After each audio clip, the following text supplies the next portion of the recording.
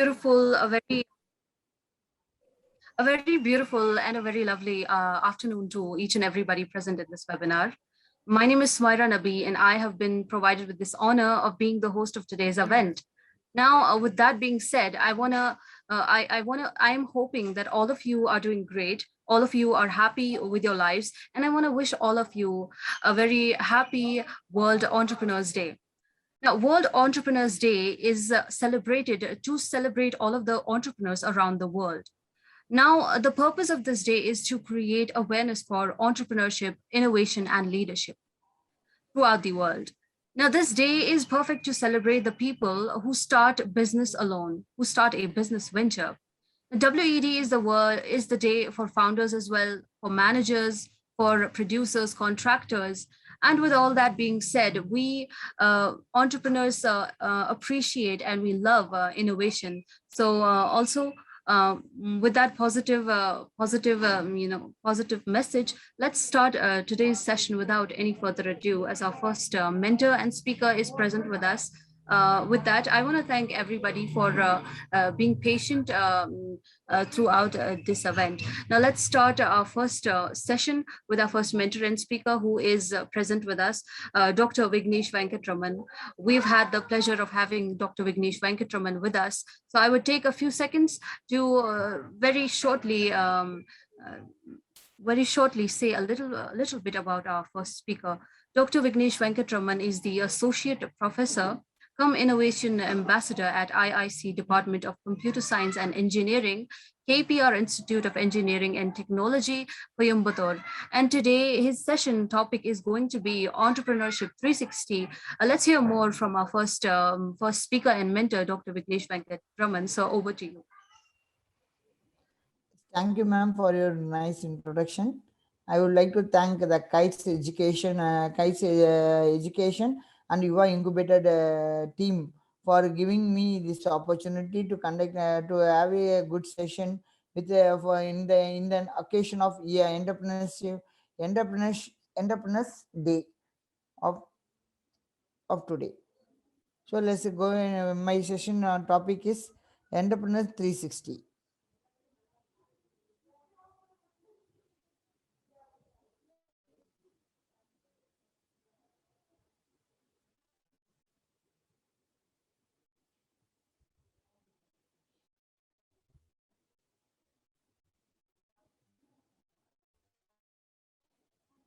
Is this screen is visible? It's visible, sir. Please go ahead. Thank you, ma'am. Thank you. Right. I am Dr. Vignesh Venkataraman, Associate Professor from the Department of Computer Science and Engineering at KPR Institute of Technology, Coimbatore. My contact number is 9894642277. If you want to contact through mail, we can able to have vignesh.v@kprit.ac.in. So entrepreneurship 360 belongs to the entrepreneurship in education. That questions rise of what, why, when, and how the education policy meet out the entrepreneurs in the N.STL level. So the introduction, the entrepreneurship education focus on what is relevant to the society and when it is applied, not and when how to do it in practice. So this is an entrepreneurship education focus on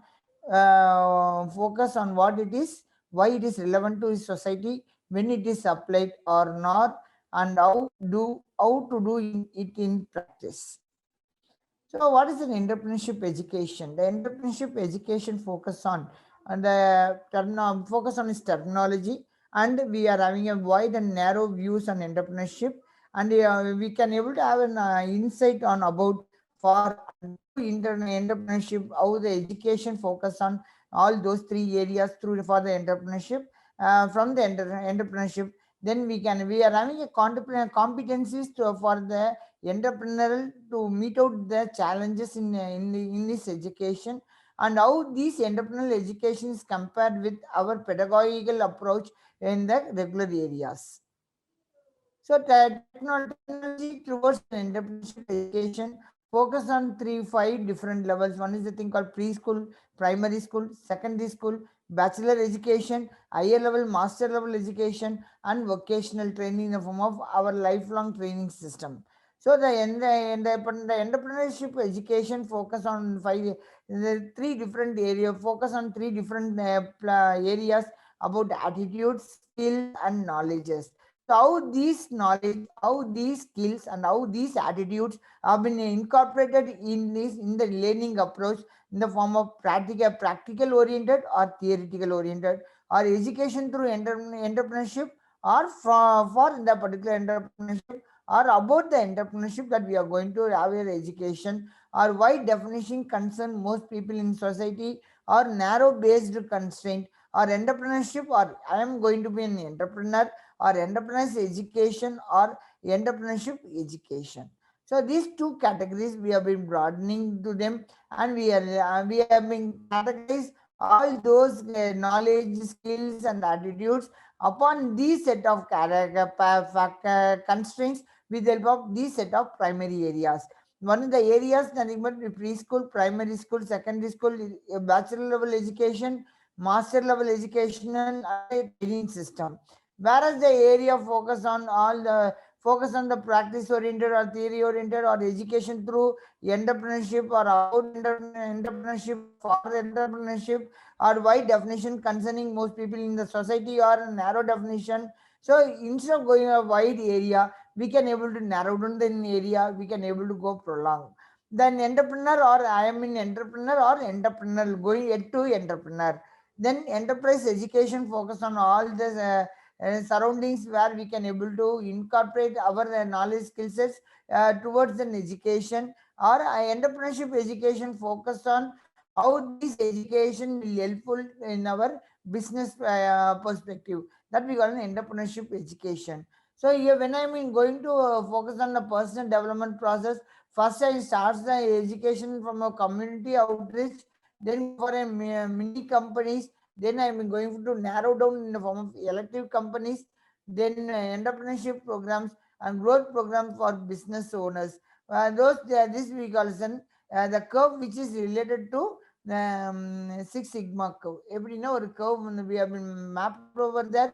This particular curve that we should be have an higher lower level frequency, medium level frequency, and then highest level frequency. So why the narrow views of an entrepreneurship? What is the wide view? What is the narrow view? So all these compactness will be present under the term called environment impact. So what an entrepreneur giving a dialogue to the new value created, how these wide and narrow views belongs to an entrepreneurship. It focus on the various process of the entrepreneurial process occurring during this their lifetime environment. So education about, for, and through entrepreneurship. So when I am going for an education about the entrepreneurship, it talks about mean to give you a general understanding of the basic phenomena that we got an education about the entrepreneurship. I think most probably current days or previous days we are having only one term of paper as elective paper, where the students perspective can able to interact, they can able to develop their skill set for towards an education towards entrepreneurship through an education via ethics and moral life, etc. Various set of papers have been present under one single elective paper. So there will be no impact on the particular paper. So that's about entrepreneurship aims to give you a general understanding of the basic phenomena of entrepreneurship. Where is the for entrepreneurship? What the for entrepreneurship refers to? The for entrepreneurship refers to an occupationally oriented approach aiming at giving budding entrepreneurs. So here occupationally oriented approaches aiming to give a budding entrepreneurs. So we can able to create and these approaches, the for entrepreneurship given a major role, minor role when compared to the about entrepreneurship. Here the impact on the the impact on the particular teaching methodology makes the particular employee in the form of oriented approach aiming at giving budding entrepreneurs. So they are giving an oriented how these particular data help in the society or not. So this we call owning approaches, oriented approaches. When you're going for through teaching through entrepreneurship means a process based or and often experimental based students go through an actual entrepreneurship through a learning process. So in this particular teaching learning process incorporated in the form of about or for or through mechanism where the particular process wants to or create wants to perform their process based and often internal approach when the where the students go through an actual entrepreneurial learning process. So, what is the major role of competencies occurring in the entrepreneurship? So, the competency focused on the operational competency based entrepreneurial competency, whereas the occupational competency having the right value education. Then how we have always done our project system and process optimization efficiency and knowledge improvement. This is the concern present in the operational and competency. When you're going for focus on the entrepreneurial competency, they doesn't bother about the task where they want to they delivered. So they will be put more effort, but their plus is very minimum level. So obviously we are having an explorative value creation, the ways of working, the innovation, new offering, continuous learning, and method of improvement having a general impact on entrepreneurial competency instead of in the operational competency. So the comparison entrepreneurship education in pedagogical approach makes on the problem where the particular problem creates in educational entrepreneurial education or problem based learning or procedure based learning, project based learning or service learning. So this particular problem focus on all these areas like entrepreneurial education, problem based learning, project based, and say service based oriented learning. So when I mean talking about an opportunity, the entrepreneurial education gives a wide range of opportunities to to inculcate their views, innovative views on the particular project into the product market. So that we call an entrepreneurial education. When you're going for a problem and project based learning, they can able to support but they can't able to give 100% that we can able to find out the solution. Authenticity giving a 100% club performance, whereas where we can able to authenticate the server towards the reaching point. 1 minute.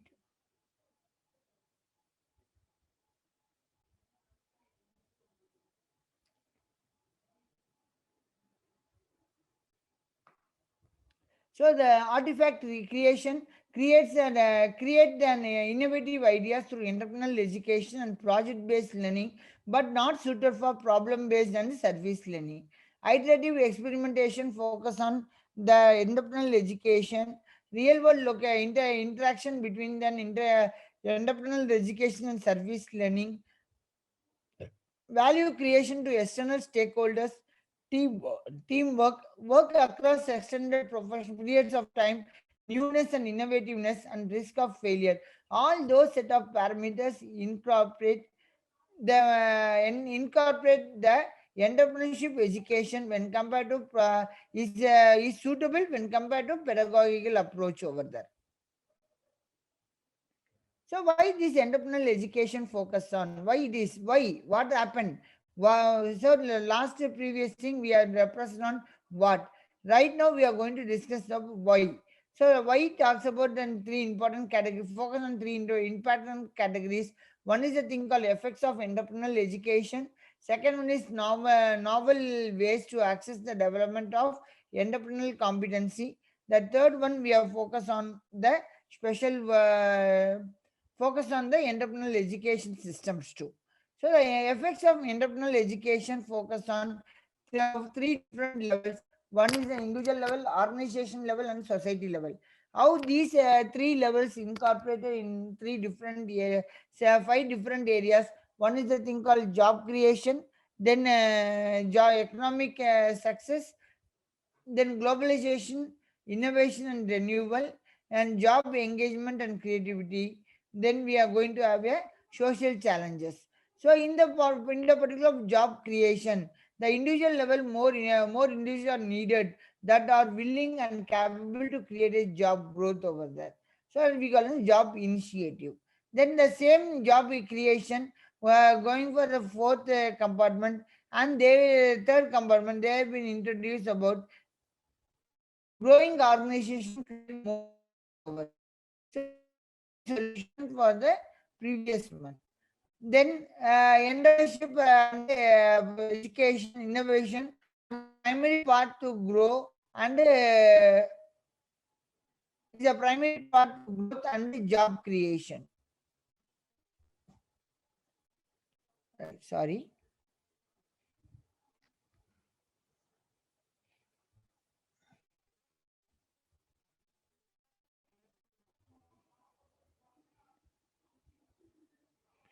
So this is a primary job. So all these levels, under all these three levels, institution level, organization level, and the competency society level, this education focus on all these set of categories.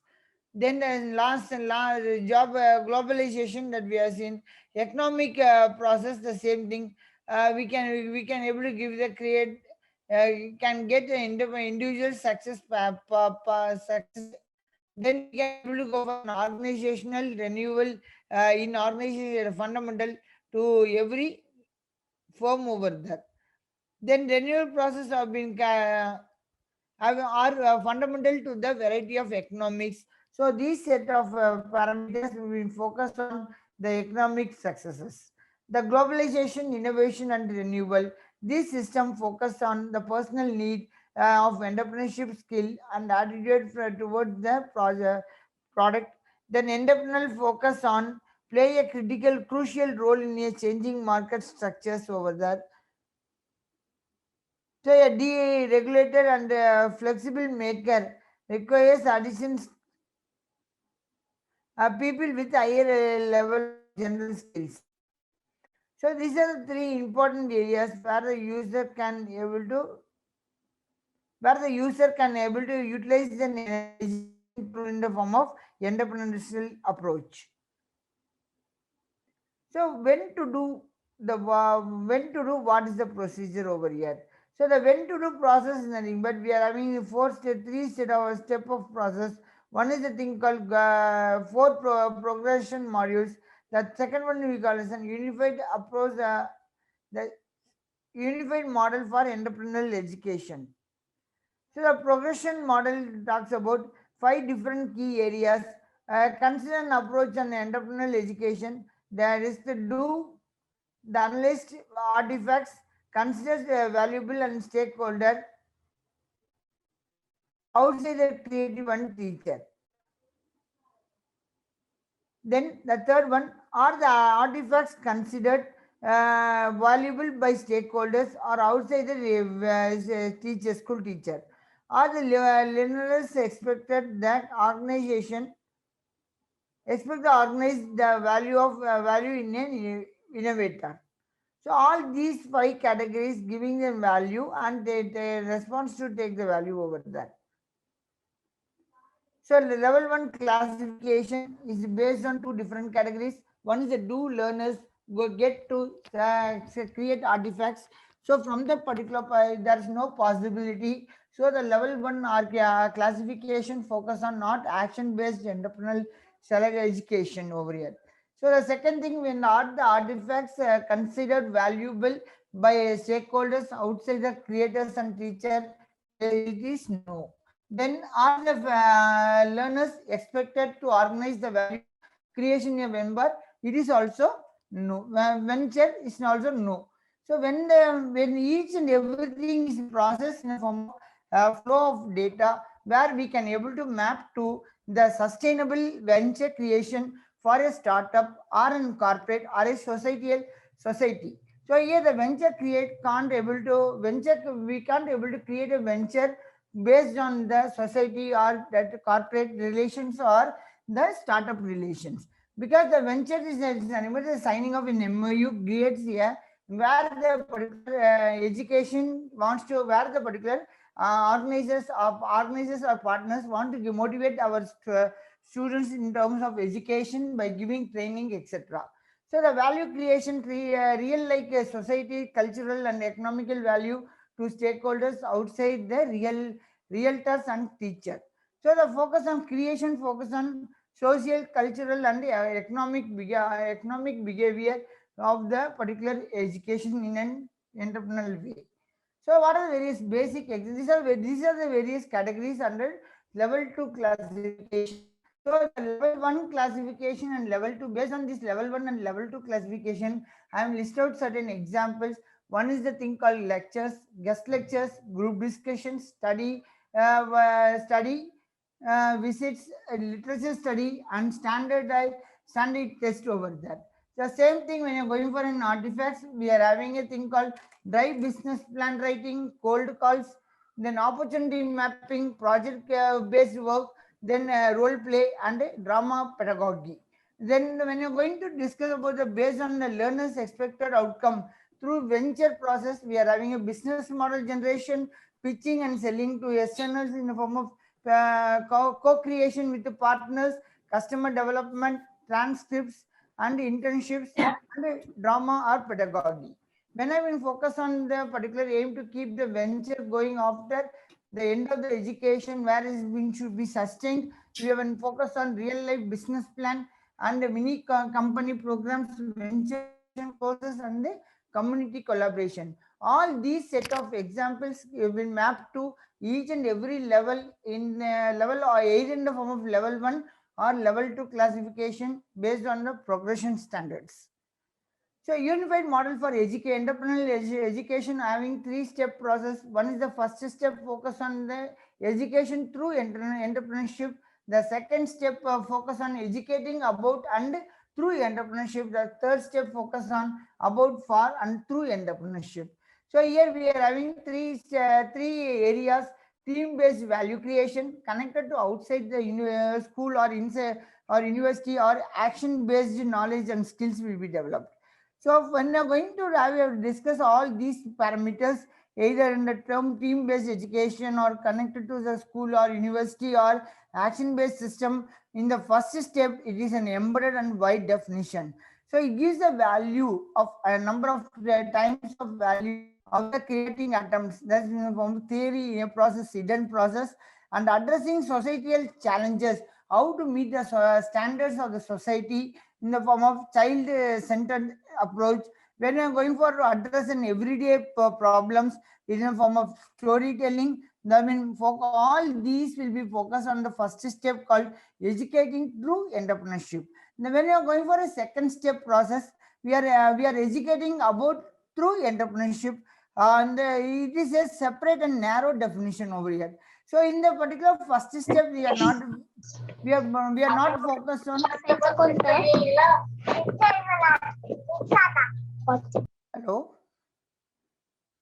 Hello, shall I proceed? So please proceed. Okay, sir. Right. The first step, we are not bothering about then narrow-based education. Here we are focusing on wide-based education system. The second step process, we have been focused on the narrow-based education system through a separate channel via business language added under venture creation. Then we are having an embedded system called wide definition oriented here. So when I am going for in this particular second step, then each and every educational system, we have been creating in curriculum towards an entrepreneurs oriented curriculum. Then we are giving focus on the students to develop an education towards an entrepreneurs to create a startup for the particular innovative ideas for the students. So here we are giving more value for their own idea and giving. We are creating a new education system towards the startup. The third step talks about for and through education entrepreneurship. Here we are making the particular entire system of study in a form of practical oriented approach. How we want to sustain the market, and what are the various things that we want to focus towards the startup to higher level concern. So here theory made in the form of theory will be made in the form of explicit, and we are giving some value, skill-based value education when you're going for an entrepreneurship system. So there are two different categories. One is the thing called entrepreneurial and entrepreneur. The entrepreneurial focus on these three categories of the education system through wide definition. When you're going for a narrow-based definition, we will call it as an entrepreneur. How to do entrepreneurial education?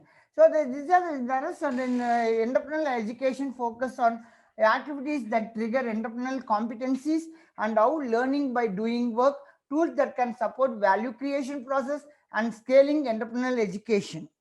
So the activities that trigger entrepreneurial competency focus on three different categories. One is the thing called educational assignments by triggering emotional events and situations and activities, and which in turn develop an entrepreneurial competency.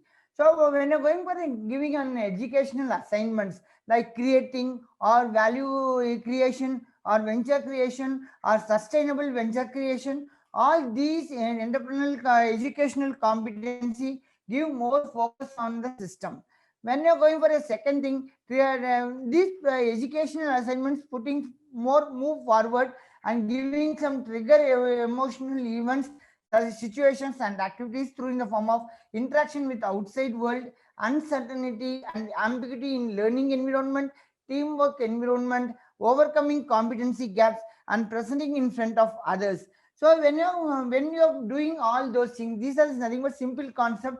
We are conducting some events like seminars, webinars, and for paper presentation events, and where we can able to give some contests like coding contests, etc. These set of events makes the particular students more interactive, and they can able to put forth their ideas in an innovative manner. Then they can able to build up their ideas through an new startup location. That's the thing we are focusing the students to be trigger them in a form of emotional events and situations and their activities. Now, from the first two steps, they have been bringing the third step of the activities, which in turn develop the entrepreneurial competencies, where the students can when they are doing all those first two events. The first one is based on curriculum. The second one is based on certain activities like seminars, training programs, make the students increase in self efficiency and increase the uncertainty and ambiguity tolerance and increase in self insight, formation of entrepreneurial identity and increasing the marketing skills.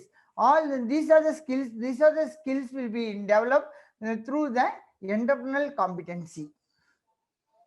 How learning by doing works. So here we are focusing a learner can able to do all sorts of work by giving some importance towards the rules, procedures, tools, knowledges, science and ideas. So when the particular all those learning process will be incorporated in the form of internalization via deep learning or interaction between a shared activity. So when you're going for a deep learning process, we want to put more effort to the mental, we want to put more effort and we want to sustain the mental concepts to bring out their ideas to incorporate into the real life society. But when you're going for the same process, the same set of all operations towards an interaction, shared activity, they can able to put forth their knowledges to wider community level. So they can able to involve all those set of data to wider level community, and they can able to share their data to all number of users over there. So when these two things have been incorporated, they can able to only the valuable artifacts are adapted, and they can able to go for an nationalization designed outcome from the artifacts. Tools that can support a value creation process is nothing but effectuation, business model canvas, customer development, and appreciative inquiry, service learning, and design thinking. So when you're going for an effectuation, the value creation, it has been divided into 4 different parameters: value creation, interaction with the outside world, teamwork, action, etc. So when you are going for an effectuation, begin with a simple problem for which is able to implementable the solution, meeting some new changes, who you know, what you know, and who you are. If you have been, if you are all the things have been meeting out, then we can able to go for a good teamwork. Who choose to join this particular venture, then how this action to be incorporated to mundane ideas lead to successful business. When I'm going for a business model canvas, it describes the rationale of how an organization create, deliver, and capture their values. Then what does the customer see when they are going to incorporate the system printed out on a large surface, so of people can jointly start sketching and discuss and start pointing on any good discussions. Then customer development is the smallest complicated problem that the customer will pay us to solve. This animal is a small problem where we can able to give out the problem the definition to the third person. They can able to develop the product and we can able to pay a small amount to them. This is value creation where when you have been interaction, when you have been based on the interaction, no facts inside your building, so gets outside into conversation. The conduct we can able to, there is no teamwork for this particular customer development, because we are going to develop the customer by involving more, by incorporating more ideas and involving with the customer relationship. So for that purpose, we are conducting experiment to test your problem hypothesis. So the appreciative inquiry focus the problem that need solving. Appreciative inquiry focus on examples of the system. The inquiry is intervention as we inquire into human systems and sentiments like hope, excitement, etc. Inquiry should create a knowledge model and images. When you're going for a service-based learning, creating tangible and intangible benefits for involved participants, and students engage in the real world and how the particular students may interact with the outside world too. And then involves faculty, students, community, and thinking and action of are inextricably linked over here. So these are last cases when you're going for a skill dimension of innovation is the design thinking, where the students can able to incorporate all those ideas or innovative ideas in the form of visualization and image something that does not know the earlier knowledge in intelligences. And when you value where the students can create it by themselves, and when you're going to interact those things with the help of the outside world, they can able to understand the users and they can able to understand everything what they can able to bring out the skills. When you're going for a collaboration of the team with the players and an important part in the process too, when they are acting as a teamwork process, when all these set of things will be, comes into an action by focus on the relation between the creation and reflection upon the creation. The scaling entrepreneurial education focus on good educational practice to classroom, entrepreneurial education for good teaching, evaluation, monitoring, inspection, and feedback system. Service learning approach was time logistic, funding and incentive structures, and also emphasize job creation, economic success, and renewable needs of society. We are bringing a new educational policy, national educational policy, to a real-time system that we are going to incorporate within a short span of time. So, any questions?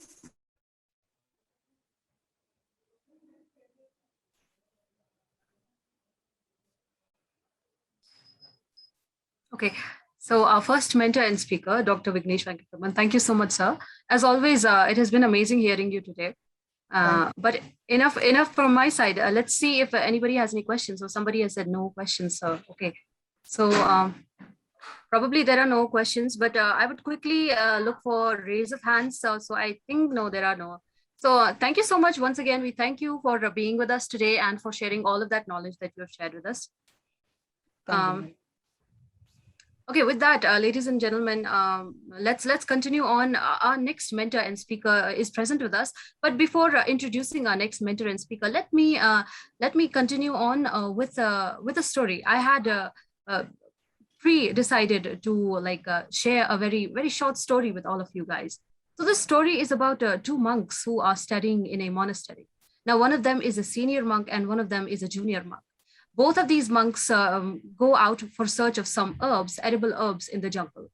And, suddenly both of them come across a river, which is flowing with a very strong current. Now, as both of them encounter this river, what both of them do is they start crossing the river. The very heavy flow of the river doesn't give them any problems because they have trained in the monastery as they are monks, as I said. Now, as both of them start to cross this very heavy flowing water, the younger monk just goes ahead and crosses the river very quickly. But the adult one, the senior monk, he doesn't cross the river as quickly as the younger monk. The problem being, he encounters a very strange sight.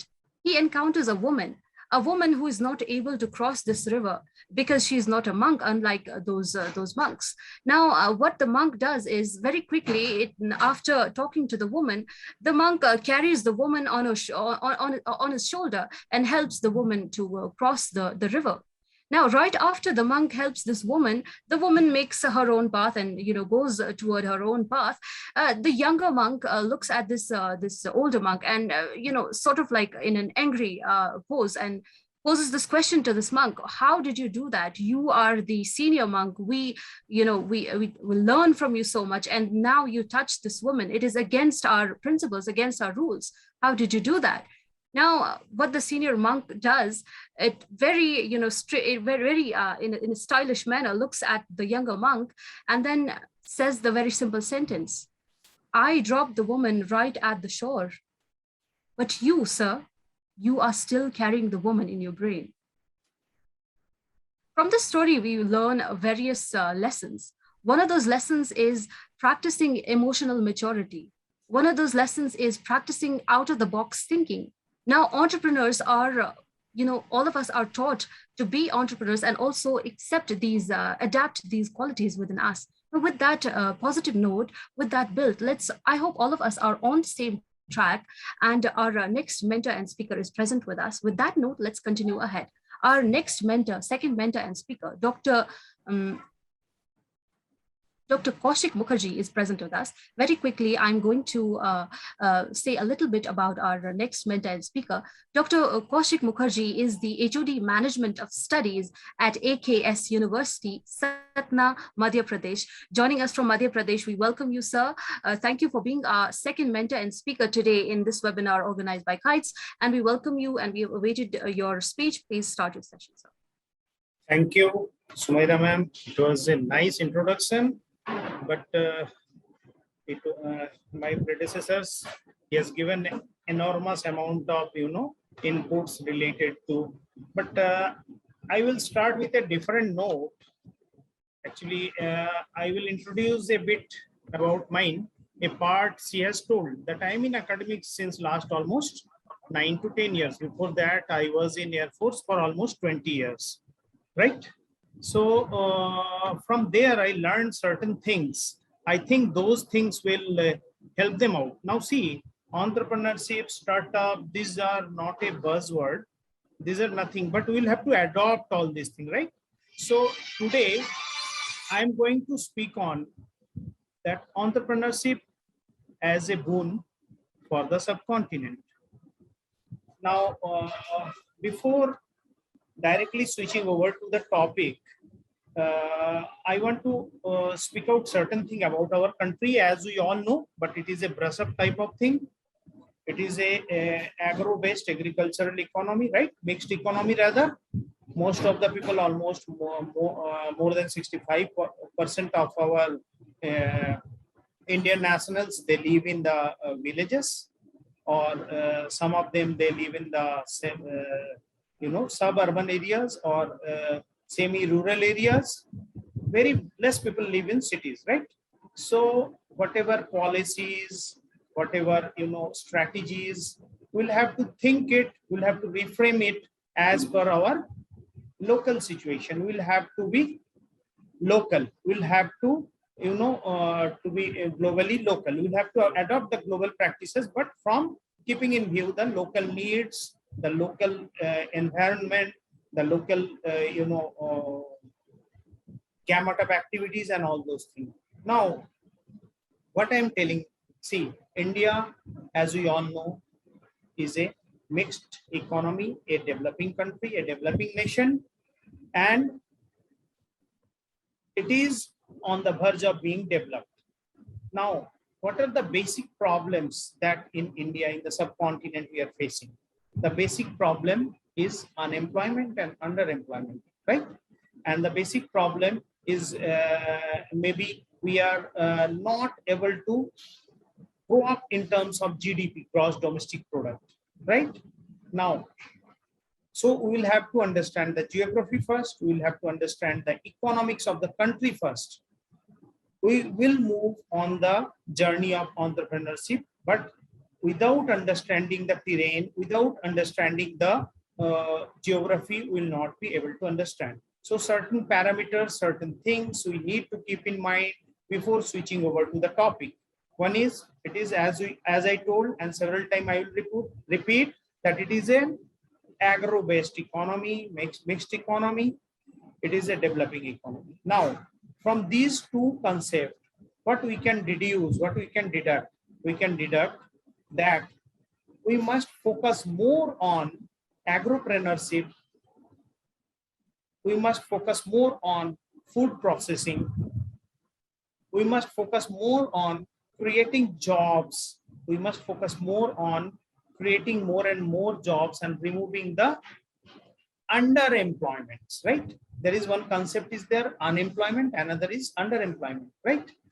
So now see, as we all know that we are very good in space research, we are very good in IT, we are good in agriculture, but when we compare ourselves, our agricultural practices, our agropreneurship, our food processing sector with the developed nation, then we find that lot has to be done. So it can be a very strong tool, it can be a very strong apparatus, entrepreneurship, right? Which can solve this problem. What is the problem? The problem of generating employment, the problem of removing underemployment, the problem of, increasing the gross domestic product of the country, and the problem of minimizing the gap between the rich and the poor, that is removing or reducing the economic inequality, right? Now see, all such things, so we will basically focus, we'll try to focus on the subcontinent, and the subcontinent, the problem related to the subcontinent. And on the other hand side, we'll see that how entrepreneurship, how startups, they can help us out for solving the national problem. Now, let us very quickly focus on 2 to 3 very basic qualities of an entrepreneur. He or she is a risk bearer, as we all know. He or she thinks out of the box. He or she will try to convert the problem into a challenge. And challenge is something which, which we will have to solve it, and we can solve it. And problem means it is a, a negative aspect of the things, right? So earlier, the concept was micro, small, and medium enterprises. And now they are focusing more on startups. They are focusing more on unicorns. They are focusing more on sweat capitals. Now, let us first go through this this terminology first, right? Now, nowadays, we are talking more of startups. Startup is what?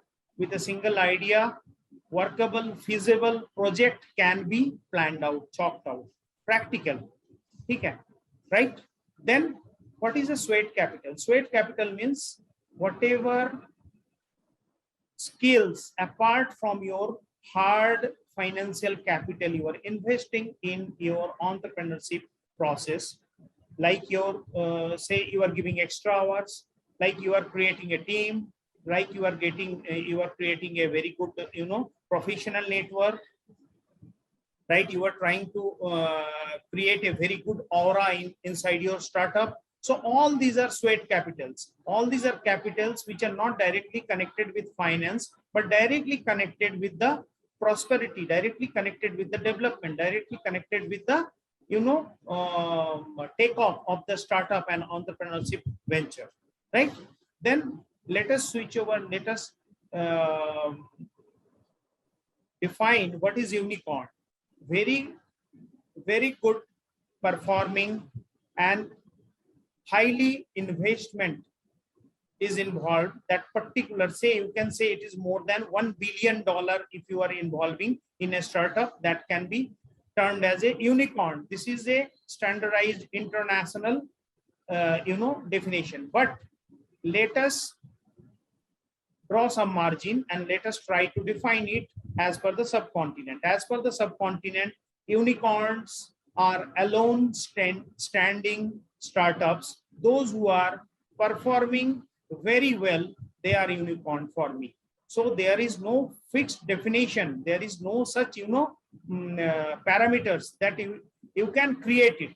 It can be created. Entrepreneurship is everything related to risk bearing, everything related to innovation, everything related to a spark, everything related to a feasible project, everything related to your own ideas which can be converted into a profitable venture, right? So as I have told you that we are facing the problem of underemployment and unemployment. Unemployment means no job, and underemployment means not suitable job, right? These two problems can be very much reduced up to lot of extent if we go for more and more entrepreneurship, and that should be started from the very school level itself. Nowadays, as we know, that Central Board of Secondary Education, they have inculcated several types of innovative course related to management, related to entrepreneurship from the very higher secondary level only. So it is good, but can you create a entrepreneur? Sometime yes, sometime no. Then what are the situation which generally try to create, or which generally provokes, which generally motivates, which generally encourages entrepreneurship? As we all know that there are several type of motivational theory which can be divided again into two parts. One is process-based motivation and another is need-based motivation. If suppose I don't have any employment, I am well educated, I am ready to take risk, then I will try that if at all I am not getting a job also, what I can do and how I can proceed forward, right? So nowadays there are several institutes, there are several schemes, even government, they are also trying to encourage the young entrepreneurs. Even if you are not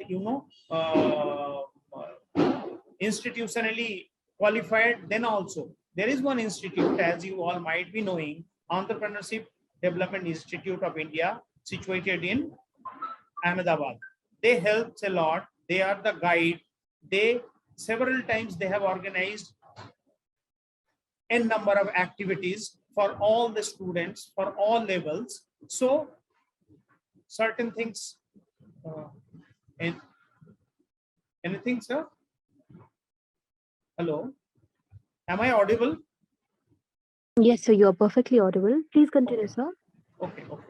So how can this entrepreneurship be a boon for India? Now see, as I have told you, it helps in generating more GDPs, it helps in enhancing the GDPs, it helps in employment generation, it helps in creating more and more manpower who can be outsourced to other countries, and those foreign capital, they will in turn come to our nation, and that can create enormous amount of GDP for us. So not only entrepreneurship, let us think of startups, let us think of any idea. Ideas are just like bubbles, and we'll have to talk of the ideas which will be feasible, which can be converted into a very viable and very fruitful project. I will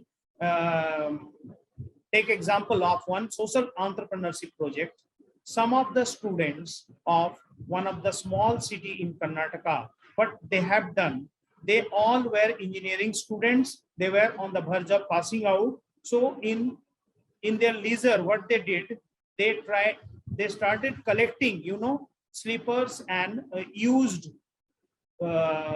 shoes from all the, people living in and around the city. And what they did, they tried and distribute those slippers and boots or the shoes to the farmers because they need it and they don't have the money to purchase it. So see, a simple idea where no investment they are doing, only they are investing their idea, only they are investing their networking, only they are investing a bit of their time and converting it into a very fruitful social entrepreneurship project. Now you will ask what in return they have got.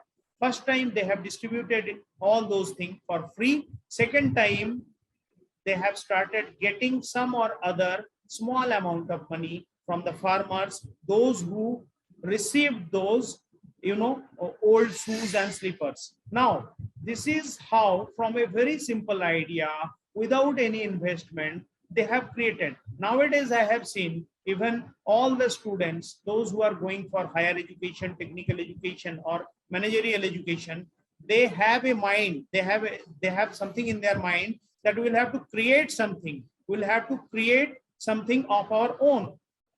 We'll try to do our own job. We'll try to create a project where we can not only be a job seeker, but we can be a job giver. So once you inculcate this idea of converting a student from a job seeker to a job giver, you have just tried to solve the problem. You have just tried a lot to solve the problem of underemployment and unemployment.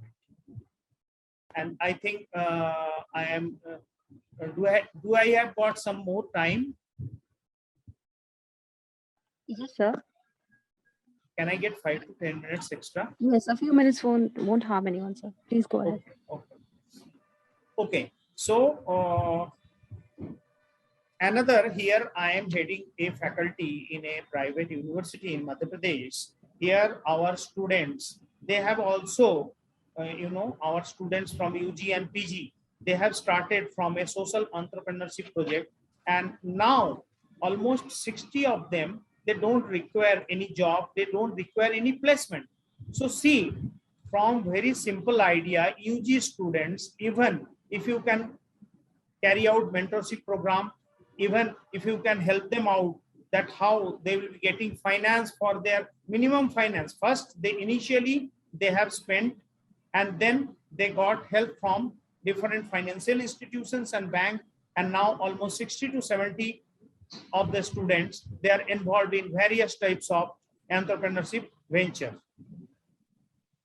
Thank you, and thank you for this. Thank you for giving me the chance in speaking on this platform. Thank you.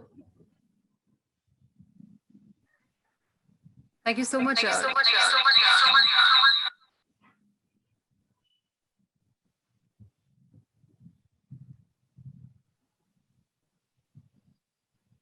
Apologies for that. So thank you so much. Our next mentor and speaker, our second mentor and speaker, Dr. KAUSIK Mukherjee. So more respect to you, sir, for yes, as you've mentioned, you have also served the Navy. So more respect for that. Indian Air Force, ma'am. I was there in Indian Air Force. The Indian Air Force, yes. Thank you for correcting me right there. So more respect to you for that, and also being with us today, sharing your time with us. So I'm wondering whether anybody has any questions right now, because our mentor and speaker will be taking the questions right now. So with that, let's wait for a few seconds to check whether anybody has any questions. Sure. Yes, sir. So I'm guessing we do not have any questions. So I would like to thank you once again for being with us today. Thank you, ma'am. Thank you to the whole team for such a nice program and giving me a platform to speak. Thank you. Thank you very much. Perfect. So, ladies and gentlemen, this is the time that we move ahead because our third mentor and speaker is present with us right now. So, without any further ado, I would very shortly get to our third mentor and speaker, who is Dr. NAYAN Prakash Gandhi. Dr. NAYAN Prakash has been with us before as well, and we are equally honored to have him with us today. So Dr. NAYAN Prakash, a little bit I would say about he has worked with the state. He has worked as a state advisor with the RDT government of Rajasthan. He is by that I mean the ex-state advisor he has been. Now he is he is a UN SDG global practitioner, which is for sustainable development goals, and also he is a youth activist. He is a content media writer. He is a columnist and academic researcher at Kota, Rajasthan. Today, delivering the topic of barriers to aspiring entrepreneurs and success stories with us. We welcome our third mentor and speaker, Dr. NAYAN Prakash. So please start your session as we are waiting. Thank you so much, ma'am. Am I audible? Yes, you are. Yeah.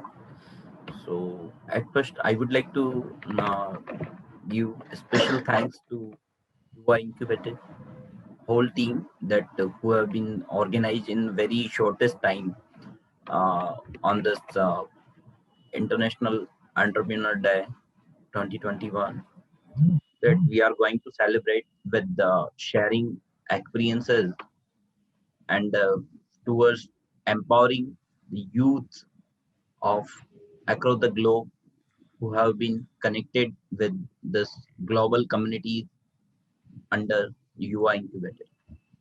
So it's great honor for me that today that we are going to discuss about very crucial topic in this crucial time. We can understand that we all are facing this still COVID, and definitely it's very slow down currently. But now it's time to explore the opportunities into entrepreneurship. And as we know that in today's world, each one of us dreams of being an entrepreneur. Definitely, every individual think that they should be on their something, but starting up something that we are passionate about something. It's all about making a difference in the world of business and solving the plans area of the target audience through our offering of product and services.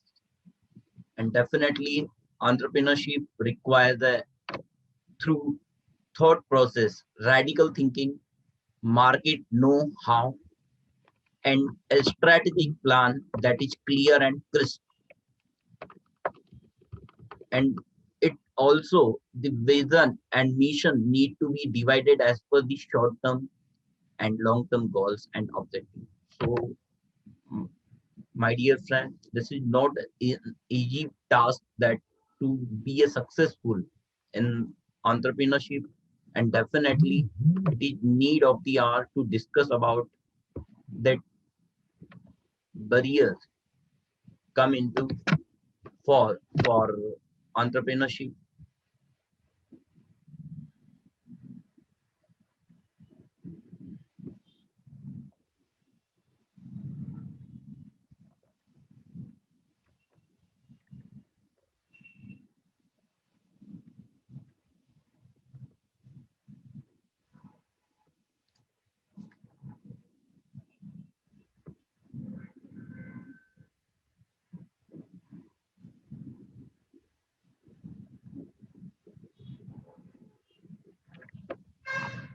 So if we discuss about barriers to aspiring entrepreneurship and success stories, then definitely we should know that what are the barriers that many problems come into in this field, because we all already know about basics fundamentals of entrepreneurship and whatever pros cons everything, but there are few 12 barriers to entrepreneurship that I would like to explore here. One of these major that fundamental is to start any business that we can see that is required finance. So definitely we are all bustling with ideas that are unique and can make for an amazing business startup. But no matter how good your idea is, you will always need stable finance to maintain all working cycle of your business during your startup. So definitely finance is major barriers to aspiring entrepreneurs.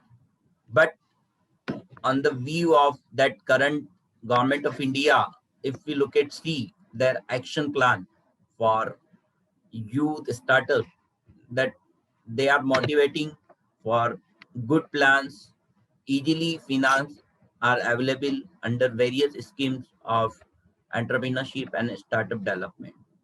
So I will not go more in detail about government of India that plan that we can see by others speaker. Second, barriers that fear of not to be a success. Definitely every entrepreneur have this very much fear that we all go through the fear of failure. And if the fear is associated with the risk and stacks taken in the stream of business and entrepreneurship, the level of fear elevate. And definitely it just uh, create the stress within entrepreneurship, whatever business particular individual start. Third one, barriers, if we look at see, that is no strategic plan in place. Definitely, most of the entrepreneurs, they don't have a strategic plan in their journey. Lack of proper planning and strategy in place is one of the most common barriers of into entrepreneurship.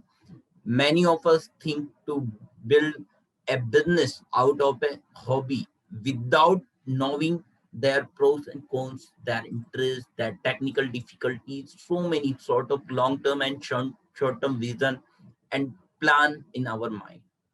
Running a fully fledged business or being an entrepreneur requires a huge amount of skill set, passion for excelling, strategic vision, the mission to accomplishing the goals, market research, and a lot more.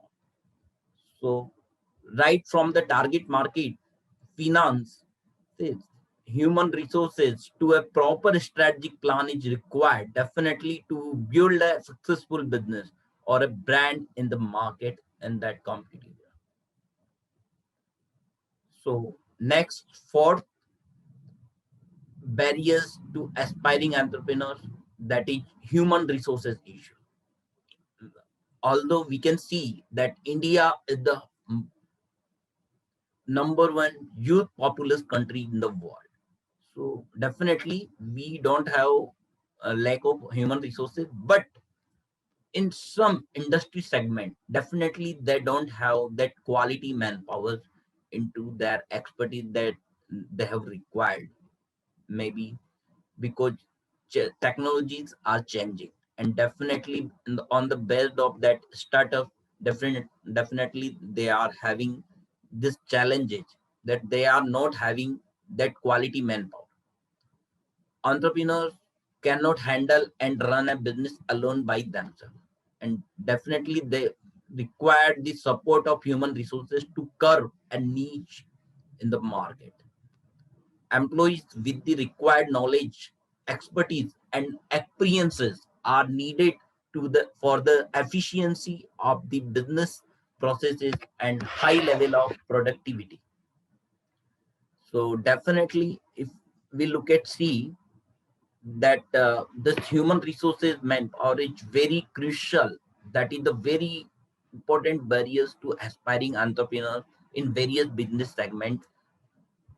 Before starting, they definitely think about this, that particular manpower is available or not in that particular geographical area maybe in that particular place, maybe in that particular field of technology.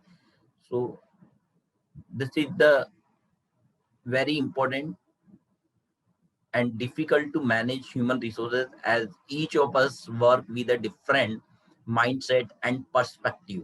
Hence, human resources and employees can be as one of the barriers of to entrepreneurship. Fifth one, if we look at C, that stringent rules and regulation of the market. Definitely, there are so many business segments where still rules and policies are going need to be changed by government system, and it is not very easy and for entrepreneurs to enter the new market, as there are quite many rules and regulation imposed by the government authorities. Various states have different policies in different segment of businesses, right?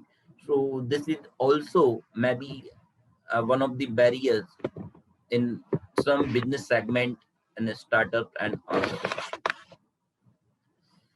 Sixth one, fewer opportunity. Even though there is a lot of talent pool in the market with the aspiring entrepreneurs buzzing with the ideas, but the opportunities presented to them are quite less and fewer. Reasons such as nepotism and corruption act as the barriers to entrepreneurship with not many vital and lucrative opportunities. So definitely we can see that fewer opportunity in that particular segment, and definitely it is also barrier for entrepreneurship. Lack of capacities, definitely every individual have different capacity, and so many have that lack of confidence. Even if there are opportunity presented to the aspiring entrepreneurs, there is a lack of capacity in some of them to embrace the opportunity with open arms. The reason can vary from lack of knowledge, maybe lack of education, maybe lack of willingness, maybe lack of strategic knowledge, maybe lack of cultural hindrances, among others. But the factor of motivation and zeal get missing. Definitely, this is the main important work that today we are going to focus to discussing about these all barriers to aspiring entrepreneurs, so that they can be motivated, they can be inspired, and definitely they can create zeal within themselves. So this is the work that is going on by Yuva IncubatED, that is to factor of motivation and zeal they are going to boost and fostering towards entrepreneurship development on this international entrepreneurship day. So to start a new business, if you look at see that venture and all the risk and market related issues, it requires a lot of hard work, passion, and high capacity to handle all of it. So definitely lack of capacity is also a major issue and barriers to aspiring entrepreneurship. Then add less market experience. Market experiences also on the ground level, current youth are not having. Before going into entrepreneurship, they think they don't have ground level marketing experience. And definitely this is the Apologies for interruption, sir. I believe your PPT is actually stuck on the first one, the first page. It's not moving unless you have purposely done. It is only slide. Yeah. Yes, sir. Thank you very much. Expert always mention that one should never rush in setting up a business. It is quite necessary to gain a relative amount of work experience by working in the industry domain or sector of choice, and as per the education level. It also helps to sharpen their required expertise and find the ground in the career graph. So once the person is ready to take risk and have a relative amount of market exposure, he is ready to take the entrepreneur's stage. So definitely, uh, if we look at see that lack of marketing expertise is also major barriers. Now, next, lack of risk taking capacity. It is always said that entrepreneurs never sail in safe water and are never confined to their comfort zone. Lack of risk taking capacity is the psychological mindset. As present youth, they are not ready to take risk. Who are ready to take risk? Maybe they are having lack of knowledge. Again, these barriers come into force and they again stop to go into entrepreneurship. So this is also a very much important barriers, that lack of risk taking capacity, and definitely that particular mindset and perspective towards the business and act as one of the major barriers to entrepreneurship, and that should be changed. The budding entrepreneurs has to have a structured and organized approach towards the various businesses element and should risk other rather than averting them. So definitely it is very important that to consider and to focus first off on the barriers and remove this if we one should go into that entrepreneurship. Last one, that is corrupt business situation.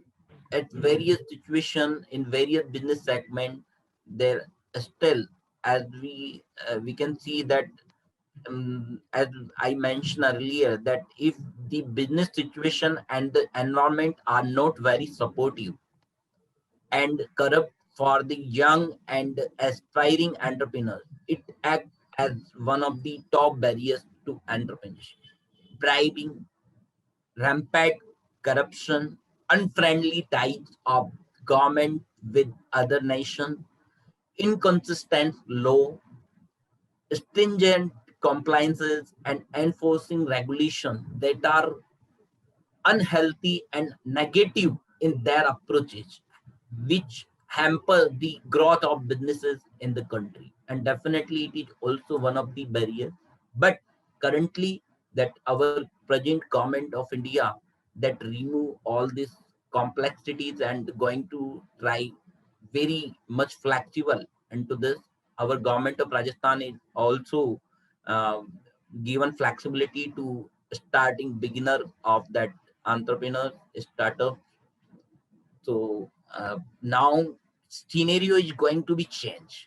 So definitely we cannot say that in every state or every country, because this is the international uh, world entrepreneurs there, that various countries, developing countries, participants are here. So definitely in various countries are this this type of barriers can be. So we have to look at it. So but in India, we are currently on the higher stage of the developing economy, that because India's situation is very excellent. If we look at the current situation, then it is very excellent. And if I talk about one example that as a success story, because I have to also go into few success story during my PPT. So if I talk about that culture of startup in India, that people are choosing entrepreneurship over, we can see much more entrepreneurship is going to be adopted by most of Indians, and everyone succeed as an entrepreneur. It is, and a survey revealed that approximately 11% of the Indians are engaged in early stage entrepreneur activities, and only 5% of these early stage entrepreneurs actually went on to establish their startup. But keeping these statistics aside, some Indian startups have gone on to dominate their target segment. This is, if we look at, see that some of the most successful entrepreneurs from India whose venture have revolutionized the daily life of that those millions, if not billions across the globe. The path to name and fame was not easy for them. It involved several trials and tribulation and many sacrifices. So here is a few uh, description of some successful entrepreneurs in India bearing the big names such as Mukesh Ambani, Ratan Tata, and like various person. We can see top entrepreneurs of young India as a successful Indian entrepreneur. We can see first Ritesh Agrawal, founder of Oyo Rooms. We can see that. Shraddha Sharma, founder of Your Story. That is very young startup. Bhavish Agrawal, founder of Ola Cabs. That we can learn so much things from this startup. Vijay Shekhar Sharma, founder of Paytm. Definitely, I think every third person is using Paytm in India, and definitely this ratio is going to be increased. So we can see what is the great success that Paytm has received in early edge of their startup. We can see fifth number of this startup, Dipender Goyal and Pankaj Chadda, founder of Zomato. And we can see now nobody here maybe that who have not ordered anything from Zomato. In India itself, it is very much popular startup. Sixth one, we can see this is the most popular in the young startup, Kunal Shah, founder of Creed. In seven, if we look at C, we can see that is much more popular, Benny Bansal and Sachin Bansal, founder of Flipkart. Next, at number, Deep Kalra, founder of Make My Trip. Definitely, every startup that is designed on that particular problem and very small problem, that is particular individual, that entrepreneur has worked upon that problem, and automatically they get solution, and that solutions are growing based on their startup, and definitely that is the increased customer base. So I would like to advise to every aspiring entrepreneurs from this platform that they should think about something, what problems is going on in their surrounding areas, in that particular segment where they would like to start their entrepreneurship, any business, any enterprise. Definitely they should think about what USP they can provide during their entrepreneurship. Ninth number, I would like to tell everyone that is Baiju Ravindran, founder of Baiju. So that is very much popular startup currently, that in the COVID pandemic, Baiju achieved very immense growth during even COVID pandemic, and still it is on higher growth. So last one, that is 10th number of startup, that is founder of Big Basket, Hari Manani. So we can see these 10 startups are very much popular, and definitely one startup that is very much famous among all of us. I would like to brief about that startup as a success story, so some present youth can understand that how they have started their journey. And so I would like to some brief about Bhavish Agrawal, that is founder of Ola. He was an IIT Bombay alumnus and co-founded the most popular cab aggregator in India, Ola Cabs, that we all know. First off, he has started this with his friend, Mr. Ankit Bhati. Then he is the recipient of Billion Award in 2013, Best Startup of the Year by IML, and was listed in Forbes 30 under 30 list. Bhavish revolutionized the idea of cab hailing in India by making use of smartphone. And Ola cabs was different from other cab services at that time in the sense that it leveraged smartphone and GPS technology. Thus, it becomes easy for people to book cabs from anywhere at any time. Bhavish Agrawal left a well-paying job at Microsoft to work on Ola cabs. No one supported his idea, but it was his strong will, determination, dedication, and eagerness to do something with taking a risk. So we can learn by which barriers to aspiring entrepreneurs that they have, that Mr. Bhavish faced all this and taken all these barriers as opportunity. And with his determined and dedicated attitude and eagerness to learn something by taking risk in life, that led him to the pinnacle of success. And now Bhavish Agrawal is counted amongst the most successful Indian entrepreneurs. So by the success stories, I would like to urge to every individual, young management or technical aspirant who are listening me here, or any professional aspirant who have been working in different segment in private organization. I would like to appeal to every individual that they should do something. Maybe in their family, they can plan out that particular what problem is going on in society.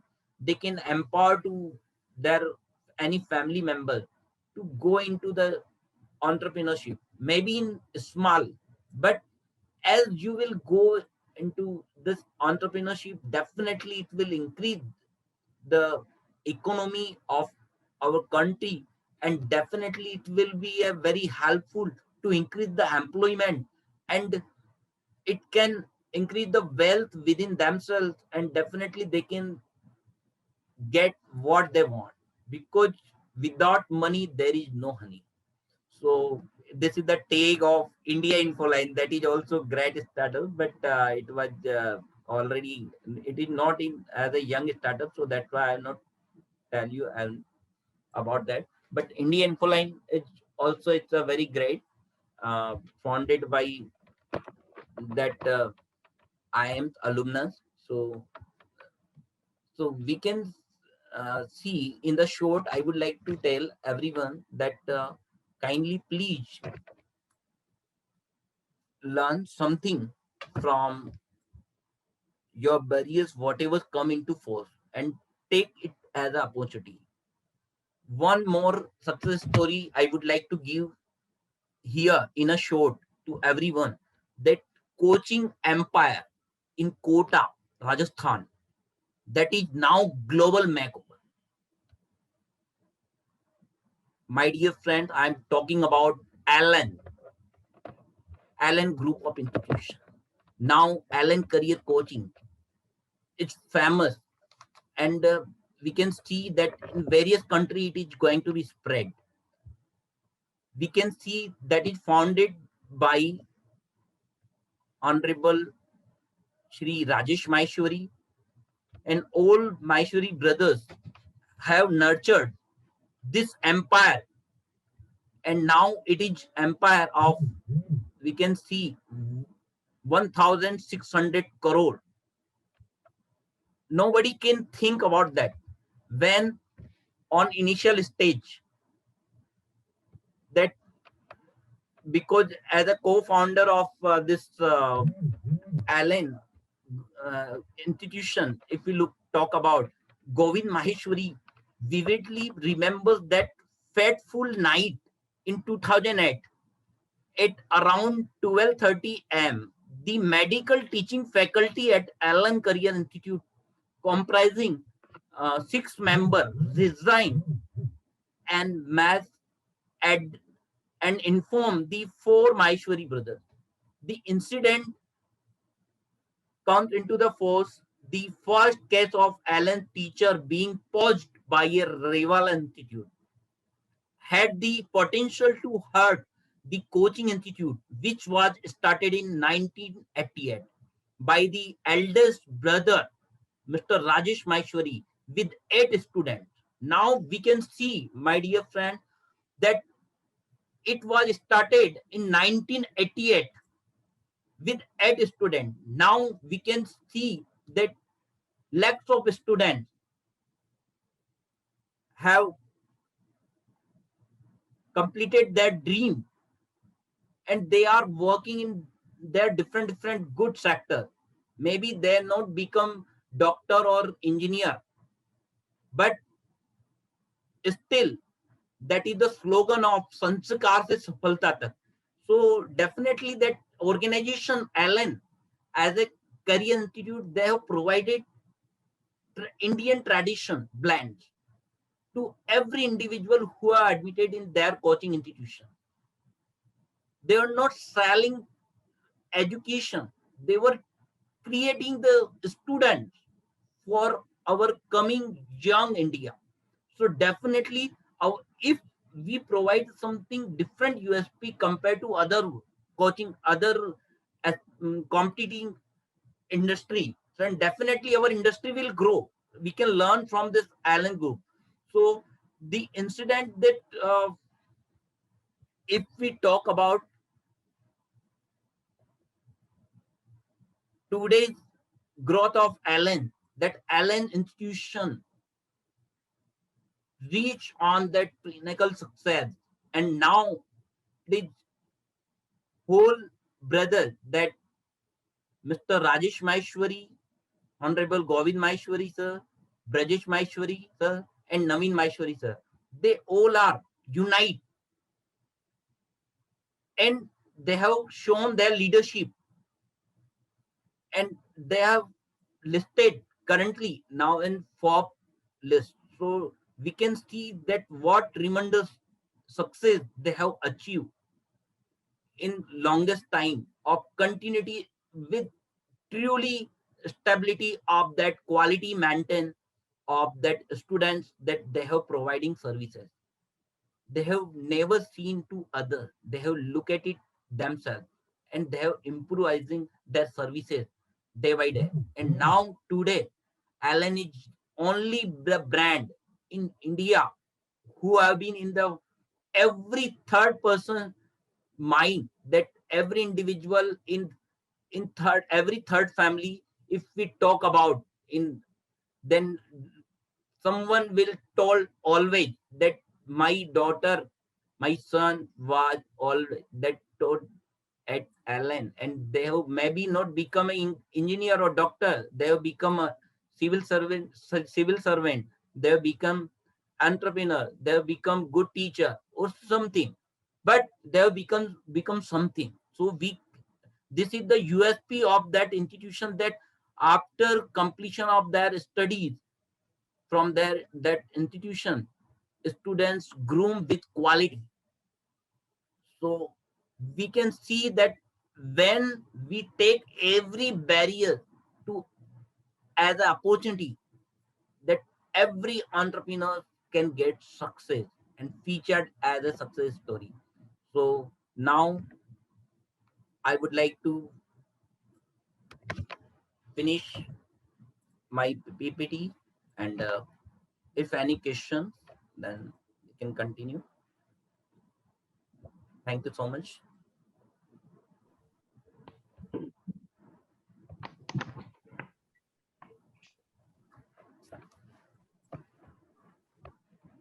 So yes, sir. So Dr. Nan Prakash Gandhi, our third mentor and speaker, thank you so much for delivering such an amazing session today, for so many beautiful and interesting stories. We're wondering whether anybody has any questions. So you guys are free. Our mentor is taking the questions right now. Just post your questions in the chat box or raise your hand and we will unmute you. Ma'am, I hope I have finished on time. 25 minutes. Definitely, sir. Very punctual you are. So we are, as we can see, there are no questions, I guess, sir. Okay. So we want to thank you once again for being with us today, for, getting this much of time out of your your curriculum. Thank you. Thank you so much. Thank you so much. So, ladies and gentlemen, now is the time for one of the most interesting events. After thanking our third mentor and speaker, Dr. Nan Prakash Gandhi, we would move ahead to our panel discussion. Now, this is the panel discussion is one of the most interesting sessions that by far, we have had on our sessions. So today's panel discussion topic is teaching entrepreneurship to next generations, goal-driven or fear-driven. Now, I want to very quickly introduce our mentors, our speakers, our panelists that are going to be a part of our panel discussion. Now, the first panelist and speaker is going to be Dr. Balakrishnan Subramanian, who is the IEEE brand ambassador and head of the Department of Computer Science and Business Systems in Sri Krishna College of Engineering and Technology, Coimbatore, Tamil Nadu. So that would be our first mentor and speaker present with us. We welcome you, sir. Yeah, And, good evening. Good evening. Good evening to you, sir. Let's move ahead with the introduction of our next mentor and speaker, who is Mr. Pankaj Krishnanath Jadhav, who is he is an entrepreneur and is the Entrepreneurship and Incubation Coordinator, Assistant Professor at AP Shah Institute of Technology, Thane, joining us from Maharashtra. Sir, we welcome you and thank you for being with us today. Thank you. Very quickly, I would move on to our third mentor and speaker, our dearest speaker, Mr. Sudarshan Loya, who is an educator. He is also an entrepreneur and also MS Mechanical Engineering he has done from Kansas University of the USA. Now, as I said earlier, the topic of today's panel discussion is teaching entrepreneurship to the next generations, fear-driven or goal-driven. So let's very quickly move ahead. Let's start the session of today with our first mentor that I introduced, Dr. Balakrishnan Subramanian. So how would you like to start off this topic? Yeah. So very good evening, one and all present here. It gives me a great pleasure for me to extend my wishes to all the participants. So today's topic is teaching entrepreneur to the next generation is goal-driven or not. See, as per my opinion, I'm going with that. It's a goal-driven approach like that. Why? Because entrepreneurship is a key element for any country aiming to be competitive in the knowledge-based global market due to the fact that it has been generally viewed as a method promoting economic growth, creativity, and even we may say innovation also. So this view, both the economic growth, creativity, and innovation, this view has led to the growing interest in developing educational programs that encourage and enhance the entrepreneurship. So very particularly in higher education institutes, the entrepreneurship learning mainly is based on the successful entrepreneurial role model and may promote the education for the sustainable development. So several theoretical perspectives, such as we may see the human capital theory, entrepreneurial, that self-efficacy and self-determination theory argue that entrepreneurship education is positively correlated with the entrepreneurial intentions of students, so as it provides the adequate know-how and skills and motivate them to develop their entrepreneurial careers. So in the entrepreneurship education programs, it exposure to successful entrepreneurial model would be significant factor for the stimulating the students' confidence in their ability to start a business and for improving their attitude towards entrepreneurship like that. So mainly, whenever we are talking about this entrepreneurship, the teaching the entrepreneurship for the next generation or to the next generation, a very particularly here the educators. So the educators' role is very important. So as of that, educators are tasked with the necessary burden of preparing today's students to tomorrow students to shape the tomorrow's world as our next generation of thinkers, leaders, and entrepreneurs like that. So the tireless creators who are the forefront of this kind of innovation and driving the world's economy. So recently we have seen the so many traditional learning models begin to evolve with the meaningful incorporation of technology as we try to equip the students with the digital literacy required of today's employees like that. So with that introduction, just I am actually it's I'm always whenever we are teaching the entrepreneurship to the next generation, it's fully goal driven only. So this is my opinion. So the viewpoint of our first mentor, I'm very sure that each of our speakers here have their own theory. So let's start with Mr. Pankaj, who is giving a beautiful smile right now. So what is your theory on this thing that sir has already mentioned right now? Yeah, actually, see, the sir has told the right things. The goal-driven approach should be there. But if you see that in like in the 20th century, whatever the entrepreneurs India has produced, where whether I'm audible, yeah, clearly audible. Yeah, yes. Okay, perfectly audible. Thank you. See, in 20th century, whatever the startups we had, or you can't say startups, you can say business. Okay, they were family driven. If the family person were doing the business, the people, their children were doing the same business. That was the theory behind that. But after that, if you see in the 21st century, the approach has drastically changed. Now, why this happened? Actually, I can say you that the thing is that whatever the success the entrepreneurs got in the previous century, that was led here, the new century or new generation, to come up with some startups. Now here, some fear factor is also going to be a very important factor that the student or the parents have, or the, you can say, persons, or you can say the successful entrepreneurs have gone through. The factor which I am talking about is of fear, is of job. Okay. Now, previously the thing was in most of the people were thinking that if our student has got admission in IITs, or you can say in elite in the institutes, like for, you can say, for medical also, there it was the primary choice of job or opportunity. Okay. But after that, if you see that the era has changed, and whenever these fresh graduates, what we had, okay, which were pass out from IITs and NITs and all other elite institute, have got some jobs opportunities they got, definitely. But these people now had some different approach. Okay. Now some people already they might not get admission in IITs and elite institute. They have gone through some basic the general district level institute. In that, they have not got the job opportunity, and their career was not like what they were thought of. Okay, so because of that, these people then move to the entrepreneur journey. Now entrepreneurship is basically, if you see that, there are some basic fears you may need to keep in your mind when you're going to go for entrepreneurship.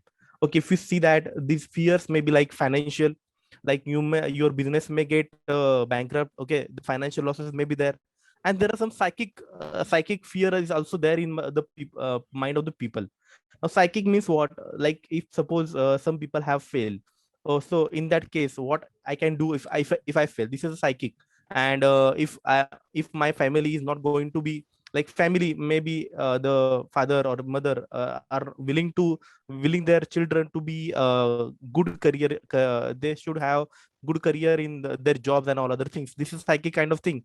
And social risk again. Okay, now social risk, I can tell that, see, if the person who is doing entrepreneurship if he's going to be bankrupt, Okay, in that case, it may happen that the relatives and all other friends, they might give him like kind of, see, the fear is there, that kind of fear is there in front of them, they cannot sustain. Okay, but after that, after getting all of this fear, few of them will get success. Okay, definitely they are going to get very good rewards at the end of these all fears. So you may say that it's a goal driven as well as fear driven approach. Okay, so you need to come up with two things. One is, first need is must have goal in your mind, then and only then you are going to become entrepreneur. Okay, and second thing is that the approach to tackle with the goal, fear. Okay, the fear which I told you, like financial, psychic, or social. Okay, so it may be any kind of fear. Okay, so that kind of fear, if you come up with if you are going to overtake them, definitely you're going to be getting a good rewards at the end of your journey. So nowadays, if you see that the sir, Nayan sir has given some example.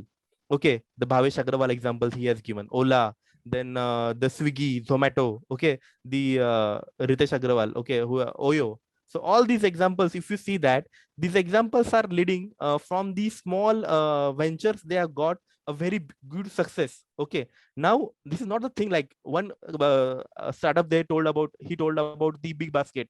Now, if you remember that Big Basket was launched in 1999. Okay, but that time it was fail. Okay, the system, the thing what we had that time, the technology was not supporting that system. But now, when it came back after say 10-15 years, now we can see that it is having good success. So this kind of technological barriers are also there.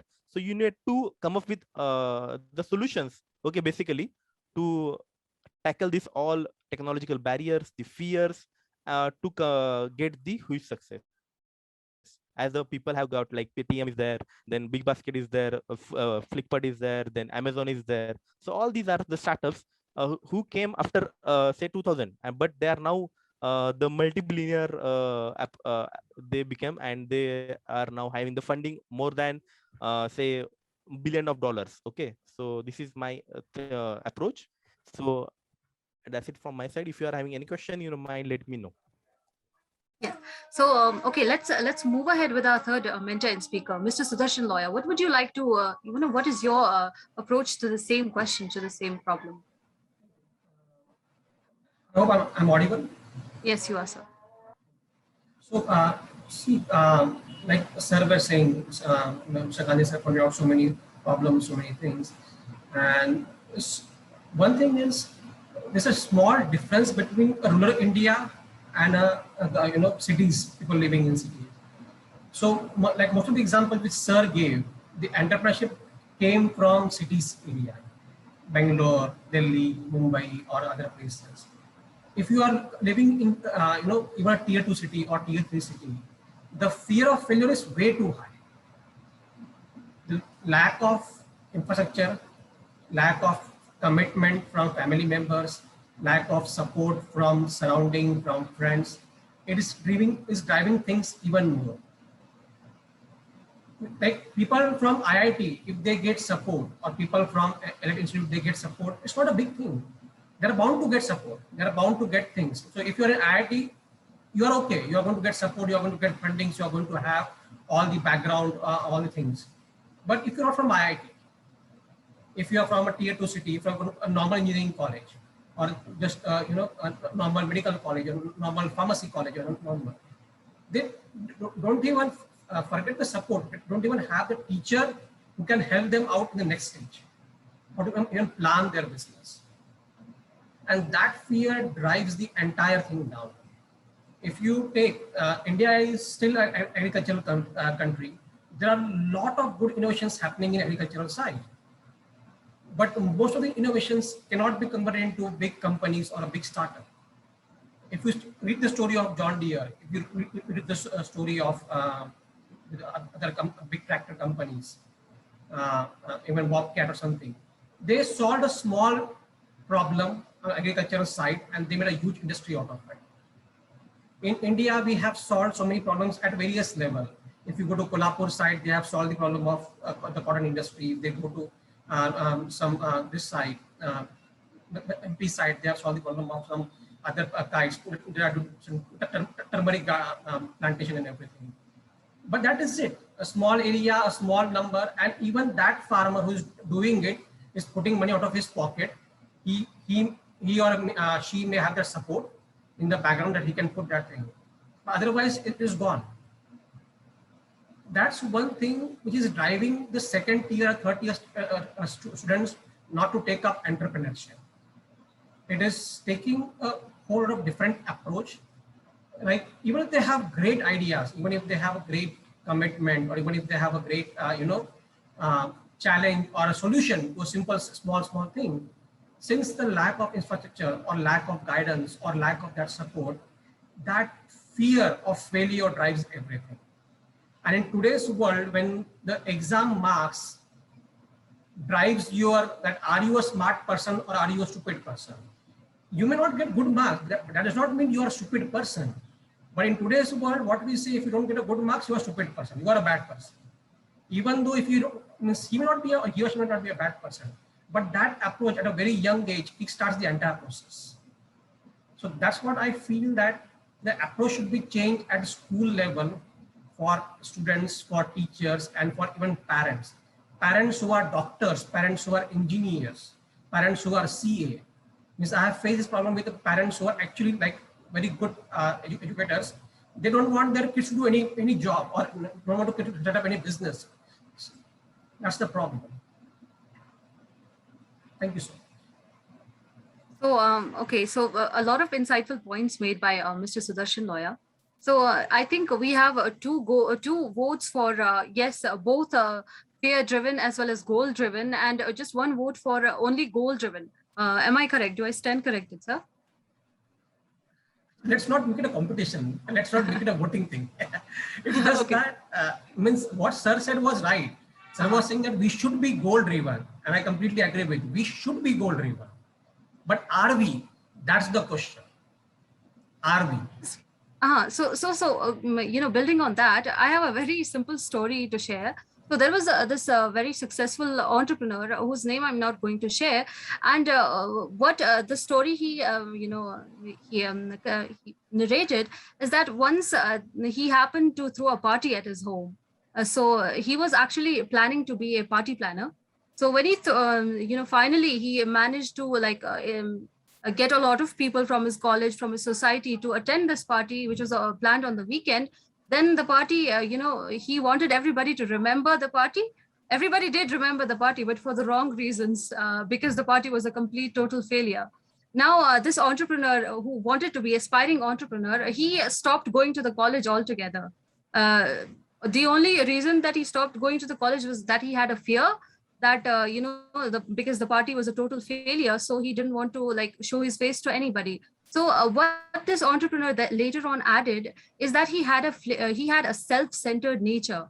So that self-centered nature is what made him miss some of the most important days in his college. And when he finally got a little bit of confidence, and then he joined college, so to his expectations, nobody was actually interested in how the party had been. Because he was very self-centered. He remembered that for him, the outcome was that he was a total failure. But for other students, it was just a bad party. So how do you guys, I want to hear from you, the masters, how do you see that story? And what other perspective do you want to, what other meaning do you get out from this very story? So, Dr. Balakrishnan, our mentor, would you like to present any different perspective of the same story, sir? No, not like that. Actually, the story may be varied from person to person, because it's based on their goal, based on their what they are expecting, what about their thinking. Based on that, it can be varied. But so many stories are there. But whenever we are talking about this story, see the particular person, actually the person, whenever he has some sort of thing in his mind, or in his or in her mind, so based on that only this will be going to the next stage. That is whether he want to be a good entrepreneur, or he want to get succeed or not. So that's the thing. So like, don't you think that being self-centered, if we just quit this one, being self-centered, we can accomplish a lot more right there.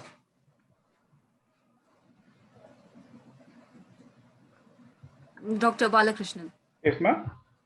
So don't you think that this, this inability, this ability of being self-centered, it, it pushes us a lot of, it eliminates a lot of possibilities that there might. Yeah, that's why actually the topic is very actually it's a need of our actually the teaching entrepreneurship to the next generation. So that is very, very important for them. That's why I'm fully totally for that goal-driven approach. Why? Because it's whenever we are actually teaching these kind of things, this goal-oriented entrepreneurs, they achieve the maximum result from their efforts in business due to the fact they work towards a clear and measurable targets like that.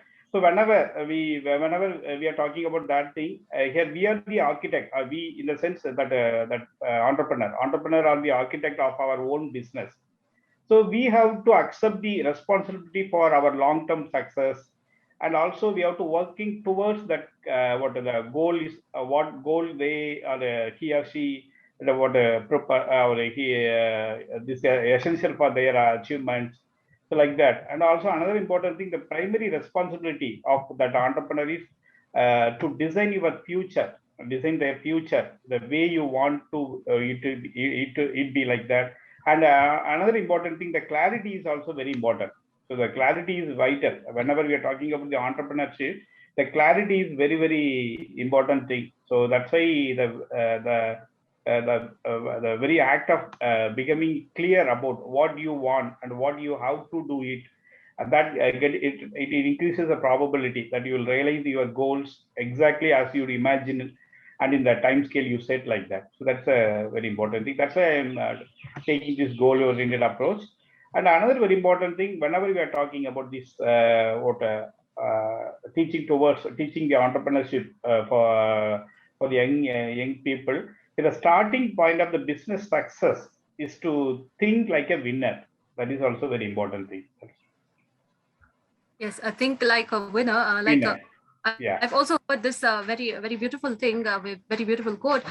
Think with the end in mind. Start with the end in mind. Yeah. So that's a point from Stephen Covey's book.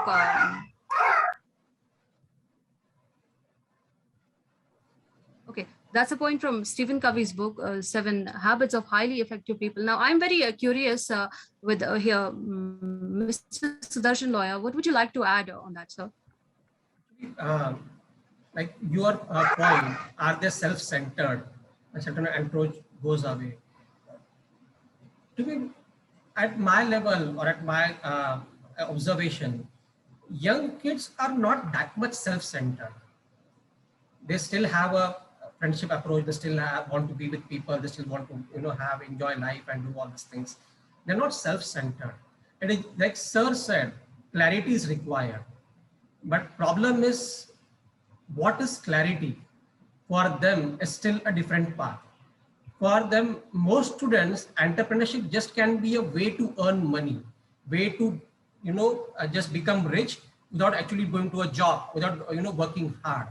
Sometimes it becomes just a way of going out of these like not studying or not going to schools or not going to, because many times people always tell the story of Bill Gates or Facebook founder, that they drop out from college, they didn't study, so and they are still great. Why should we study?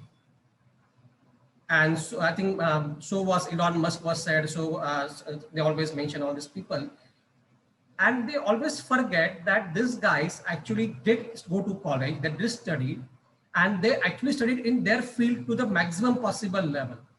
They created their own scenarios, they created their own job, process, and made it work. Not everybody can do that. So if you want to become an entrepreneur, that does not mean you drop out from a college, or you stop going to a movie, or you stop doing this, or you stop doing that, or you don't enjoy life, or you should be busy 24 hours, or you should be.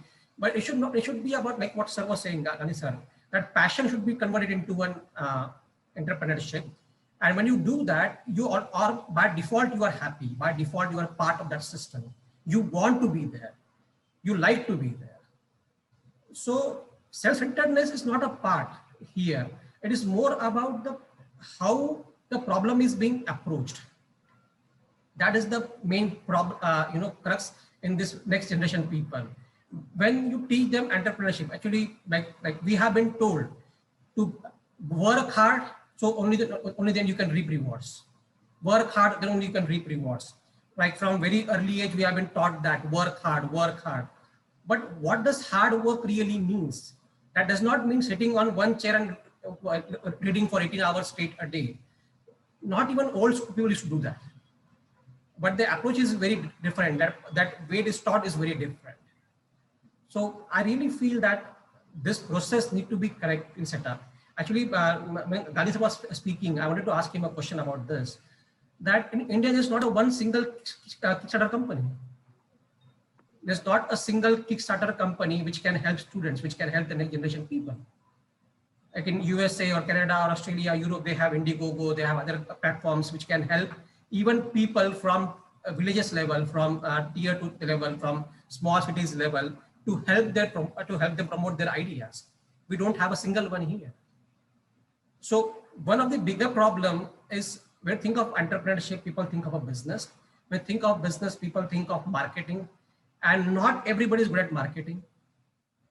I think Gandhi sir will agree with me here that the biggest problem in business is marketing.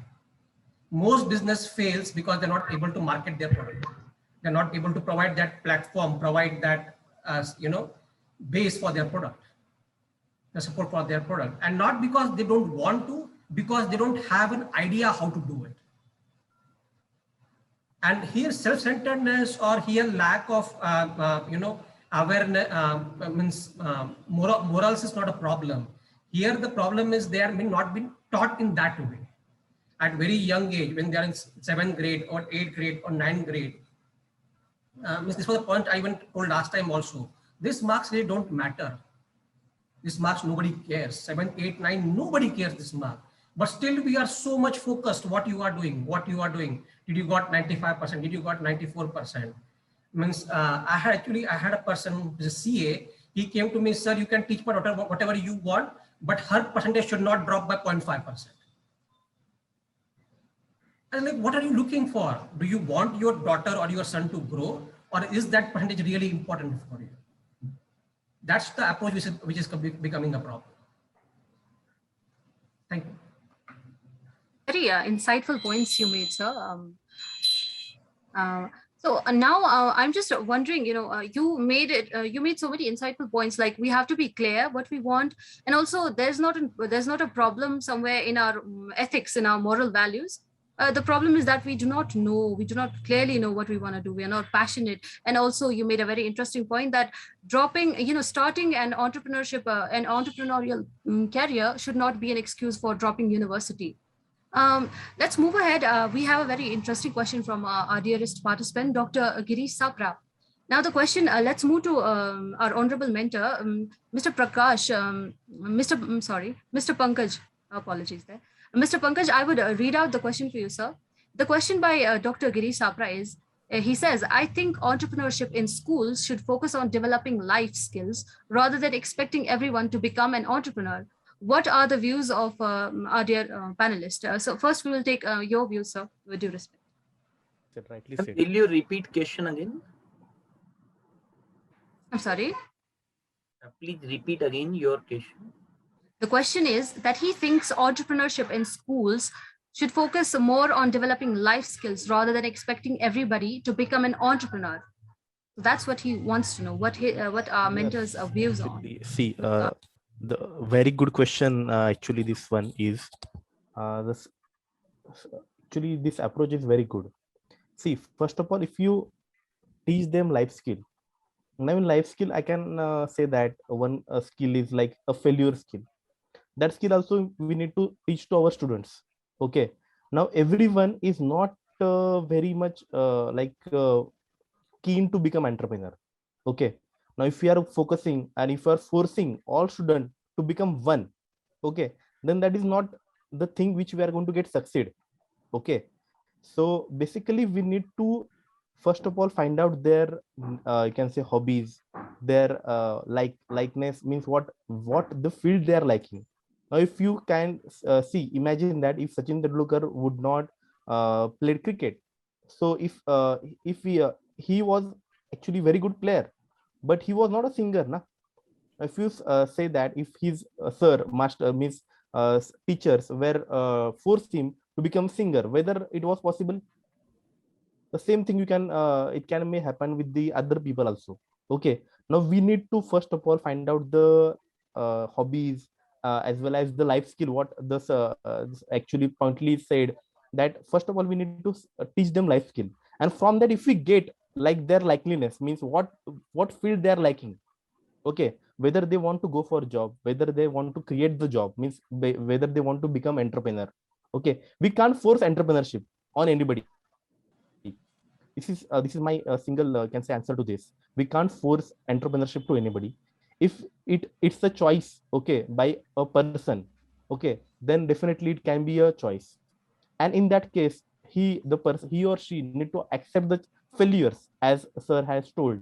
Both of the panelists have told that the failures are definitely a part and parcel of the entrepreneurship. Okay, so in life skill I can add one skill, that failure skill. Okay, so you need to teach your student to become fail.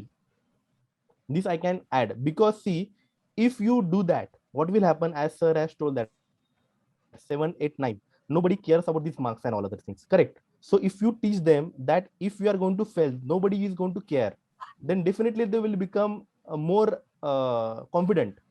Okay, and they will then and only then they will become good you can say leader, because failure will give you some experiences, and bad experiences will give you a good journey in your life.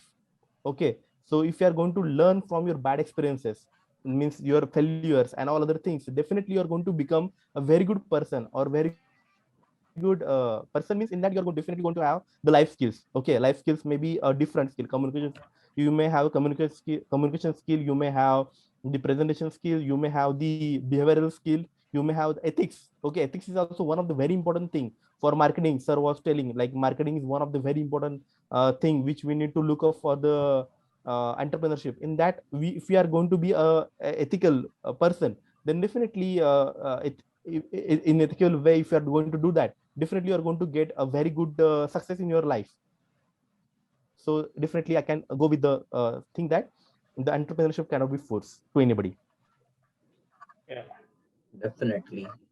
I'm agree with Mr. Pankaj, because if we look at the entrepreneurship skills, the top 7 best reasons that why school students need to learn 21st centuries that life skills. Then uh, we find out that by various success stories that innovation, creativity, critical thinking, risk taking abilities, turning ideas into action are some of the skills entrepreneurs possess. And but all these skills are important for school students. uh, Definitely, as per skills, if we look at it, then entrepreneurship is the process of developing and running a business which is built upon your creating the mind, ideas, innovation, what you do. So definitely life skills play very important role.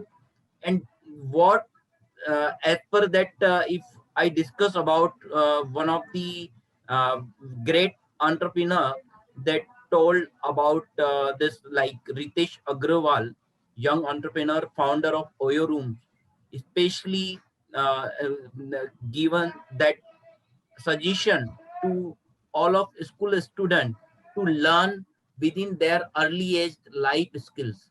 And life skills are not like uh, normal thinking that we should all learn into the eight. It should be started to learn and adopted by that particular student from the 8th standard, and 8th to 10th standard they can develop to themselves. As we can see that in national education policy, human consciousness, that subject also included. And now it will be a very game changer, because life skills only the indicator which can change particular mind perspective from internally, and they can definitely they can get confidence for that, because idea, every individual students get into that idea, that particular problem, they get solution also, but they are not having that lack of life skills, so they don't get confidence within themselves, and they are not able to cope up that particular mind situation, what going on in that conflict with so many confusion in their mind. And due to lack of life skills, they are not able to manage all these things, and definitely they go into job sector, so they adopt servicing. So if we want to increase entrepreneurship, so definitely life skills should be taught at early age soon as possible. That's my concern. Yeah. So based on my observation, actually, whenever as an entrepreneur, there are just certain skills that are the integral to their success. So, so no one is 100% prepared to be an entrepreneur and an expert at it like that. So, whenever you see based on my observation, the 6 skill is very important. Life skill is very important: confidence, time management, innovation, critical thinking, communication, and lifelong learning. So these six life skills is very important for becoming very good entrepreneur as well as the expert in terms of the entrepreneur. So these 6 skill is very important: confidence, time management, innovation, critical thinking, communication, and lifelong learning. That's a very important. Definitely, so really need of the hour for to grooming every candidate with this skill, because these skills come into force when they develop themselves within very great dedication, discipline, and determined attitude. And all these are the fundamentals of life skills. And definitely in India, like developing country, we are facing this issue that most of candidates, they are pass out, they don't have emotion, they don't have humanity. So that is the problem. They are not able to cope up with that particular problem. They don't want to, surrounding with problem. That is the mindset of the today's young generation. And we all as a young parents, that we have to understand this. If we not feed into our child that particular mindset with those life skills, as Dr. Balakrishnan told, that this is the very much important, because time punctuality, definitely their particular discipline in that particular time, definitely these all that life skills are will be, if that skills will be developed in early age, definitely that person will be a very strong. And when you will be a particular strong in your field, and internally you will be a strong with great emotion, great humanity, then definitely you will do something much more in your life. I assure that something, that young mindset will change automatically for entrepreneurship. So Sir, to definitely this it's a point, very great topic theme Sumera yeah. ma'am had raised. Just And one now point, sir. Sudarshan ji, yeah, please keep that. Sorry. One thing, sir, it should not become like a drawing class, which is a part of the curriculum, but of no use to anybody. So people go to drawing class for doing a time pass. I have this 1 hour, like a PT class. I have this 1 hour. I'm going to enjoy this class. I have no importance to any marks, anything. So why I'm telling you this, because we have a school here called a Stepping Stone, and they have this moral class every week.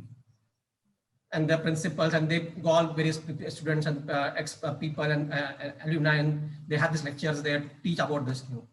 But for students, that 1 hour is to go to that auditorium, not study, enjoy the life.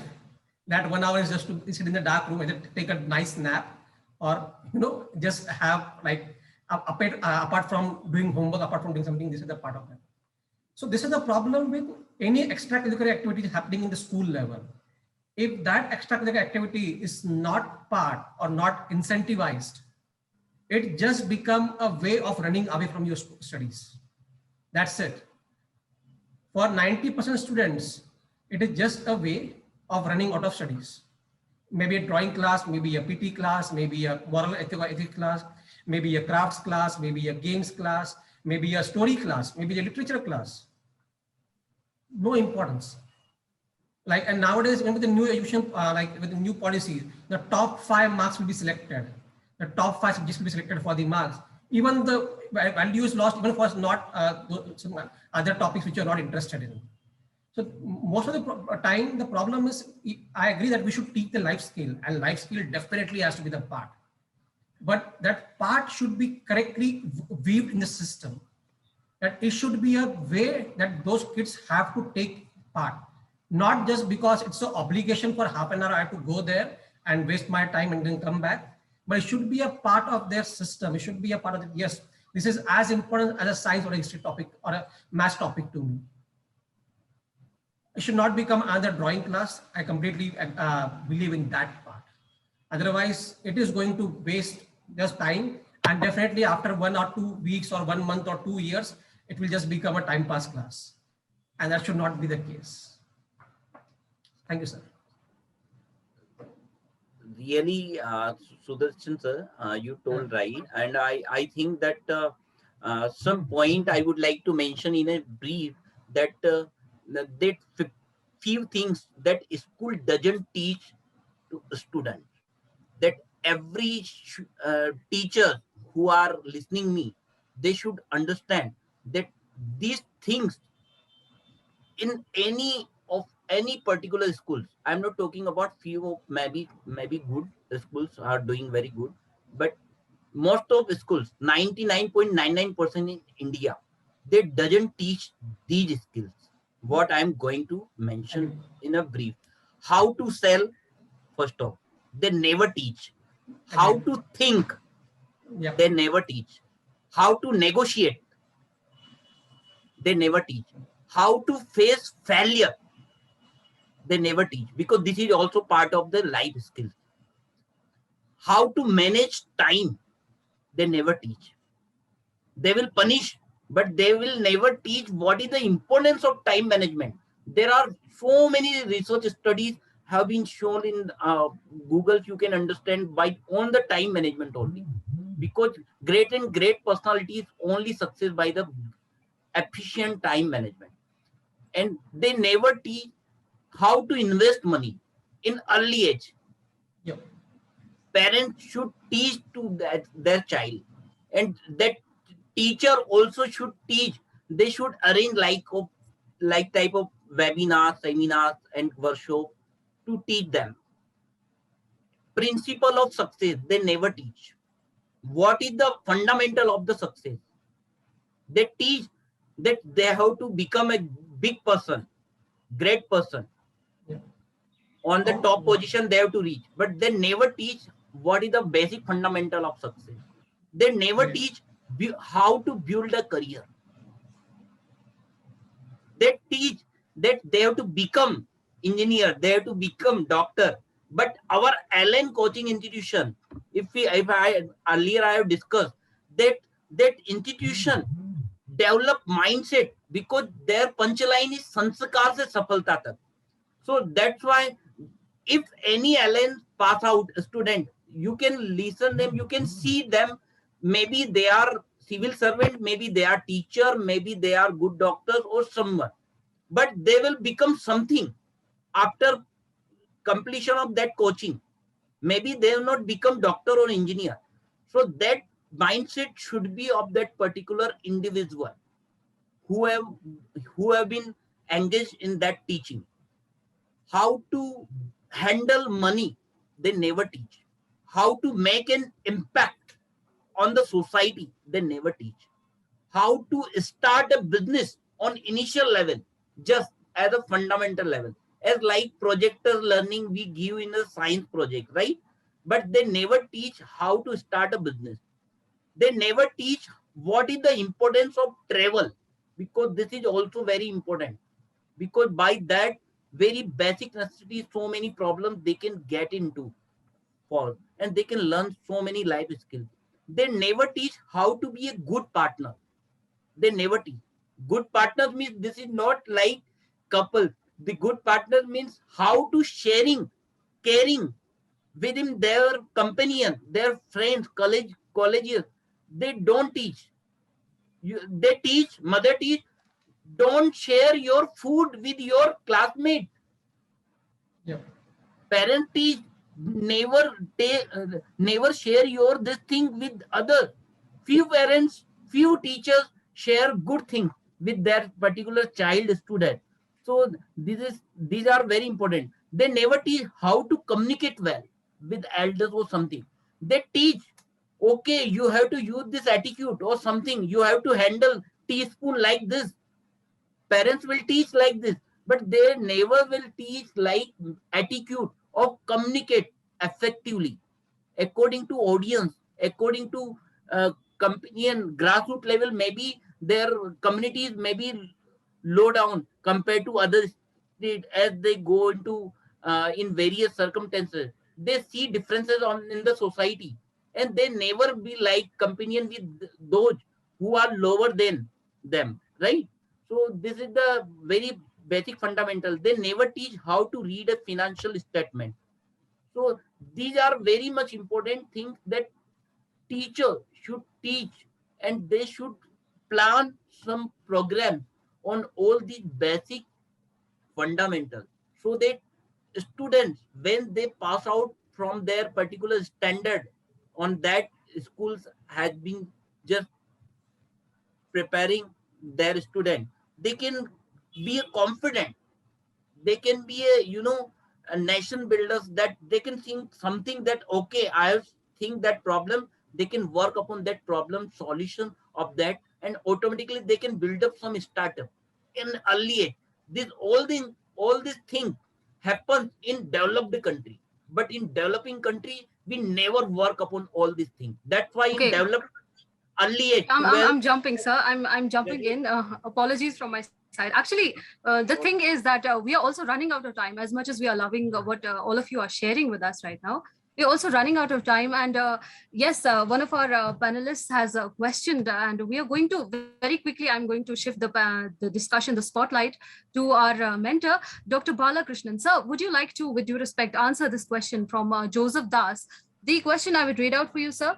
So with due respect, the question is, in context with next generation, what does morality/ethics in goal setting and career option? Is parenting and family important in this journey?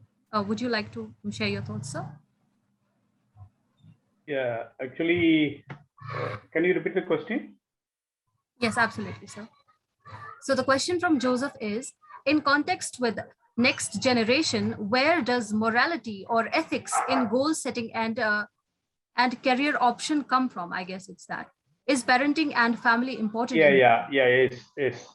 See, as a teacher, actually, as we are the teacher, whenever we are teaching the subject, as a part of the teaching, we people are all the way we are doing the things like what ethical way. See, even for that, we are having a separate subject for ethics, engineering ethics, like that.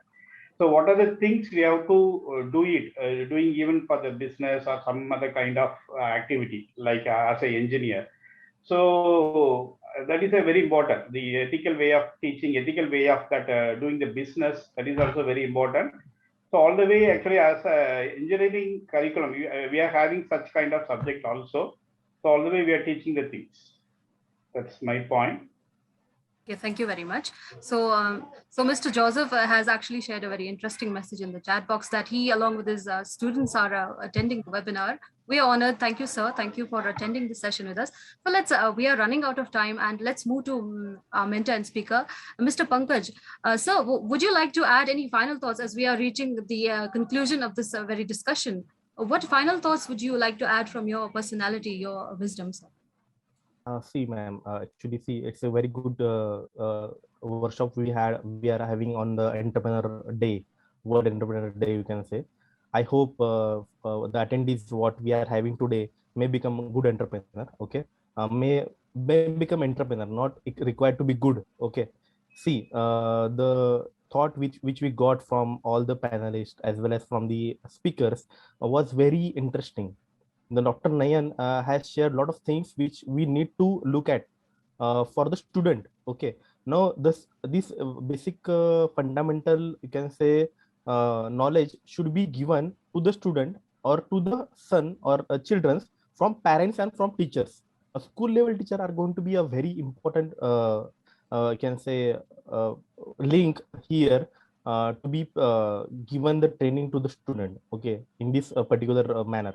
And the second thing is that, see, if people are thinking like the entrepreneurship, if you are going to do, you are going to get a lot of money and you don't need to go for job, okay, this is totally wrong, I can say.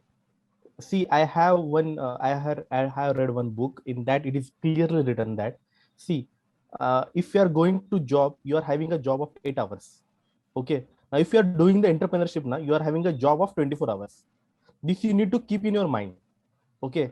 Entrepreneurship is not like a thing like you are going to just go for the enjoyment, okay, you are going to get the money and all other things. This is not going to happen with all the cases, okay. It may happen if you are going to choose like the life, if you want, like in that case, if you are having support and all other things, it may happen for a few persons, a few lucky people, but not for all, okay. If you generalize the term, you are going to be need to be very much financially this thought, as well as your attitude, I can say, means you should not choose your career as an entrepreneur by the forcing of the other people. You need to choose it by your own passion, as well as whatever the things, the etiquettes and all other things you need to get, you can get best by the reading the books, okay. Now reading the books habit, nowadays we can see very much less in our youth, okay. So previously we were having that habit, okay, in the previous century, but nowadays we can see that the reading book habit has totally gone. So in single word, I can say that if you want to become good entrepreneur now, you must have an habit of reading at least 10 pages of any book at before you sleep. If you are going to do that, definitely you are going to become a very good entrepreneur, or whatever the success career you are taken, you're going to become successful. This is from my end. Thank you for all the Yuva IncubatED team, as well as the K.I.T.E for giving me such opportunity. Thank you for that. Well, sir. Okay. Thank you so much for sharing so many beautiful things with us. So there are the beauty of these sessions is that some of you masters, some of you panelists share your personal things with us, and that's somewhere that clicks somewhere. You know, that is some of things you might share with us might just work for somebody, you know, in their personal life. So you know, I want to apologize actually that we are running out of time, and there's so much more that we could have discussed. But I think we have reached a fair conclusion point. I hope all of the panelists agree. And I'm not going to take votes right now because I have been forbidden to do that. So anyway, still votes. Do you, all of our mentors, respected mentors, agree that we have reached a fair conclusion point for this, this panel discussion? Yes. Right. Thank you. Thank you. Thank you, sir. Thank you so much. Thank you so much, sir. Thank you so much. Thank you. So I want to thank all of you. You know, lastly, I want to thank Dr. Nayan Prakash as well. So he was not going to be a panelist for the panel discussion, but he also shared many interesting points with us today.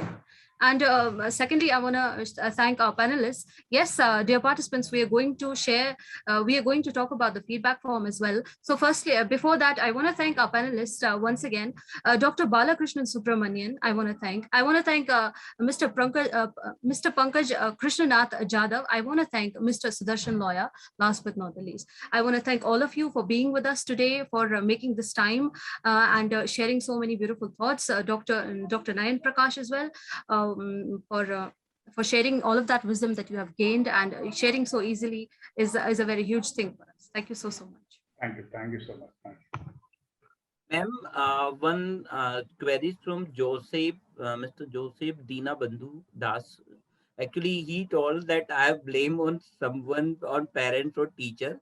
That is not at all. I would like to tell Yes. them that on initial point, I have mentioned that few parents and teachers and schools are doing well. But in rural India, because our India is based on rural economy, and most of in rural area, 99.99% parents and teachers are not in concerning about those issues what I am Yes, mentioned. yes, agree. That skill set should be developed. Agree. So I would like to answer to them because So I hope there are no hard feelings after the session is over. So we hope, there are positive vibes and beautiful vibes filled with knowledge and beauty in all of our hearts, everybody, including the panelists and the respected attendees that have attended us today. So that positive note, let's just forget all the grudges that we have had in the past. Let's move on with positive and beautiful vibes with all of the good points that all of our mentors have mentioned with us and shared with us today. Also, I want to say that the feedback form we will not be sharing today. Oh my God. Why would not we be sharing? Because you will get a thank you mail. And with the thank you mail, you'll be getting a feedback link. Once you fill the feedback link, you will get your certificate till Monday, hopefully. And with that note, I want to thank everybody. Everybody, even all of you, please. Yes. I hope all of you are listening to me right now. So you will be getting this thank you mail, and within the thank you mail, the feedback form as well. Thank you, everybody. Thank you for joining us. Here's a hope that all of you have a beautiful day ahead, as much as is left of it, and beautiful and positive vibes. Thank you, everybody. You can leave now. Thank you. Good day. Thank you, sir.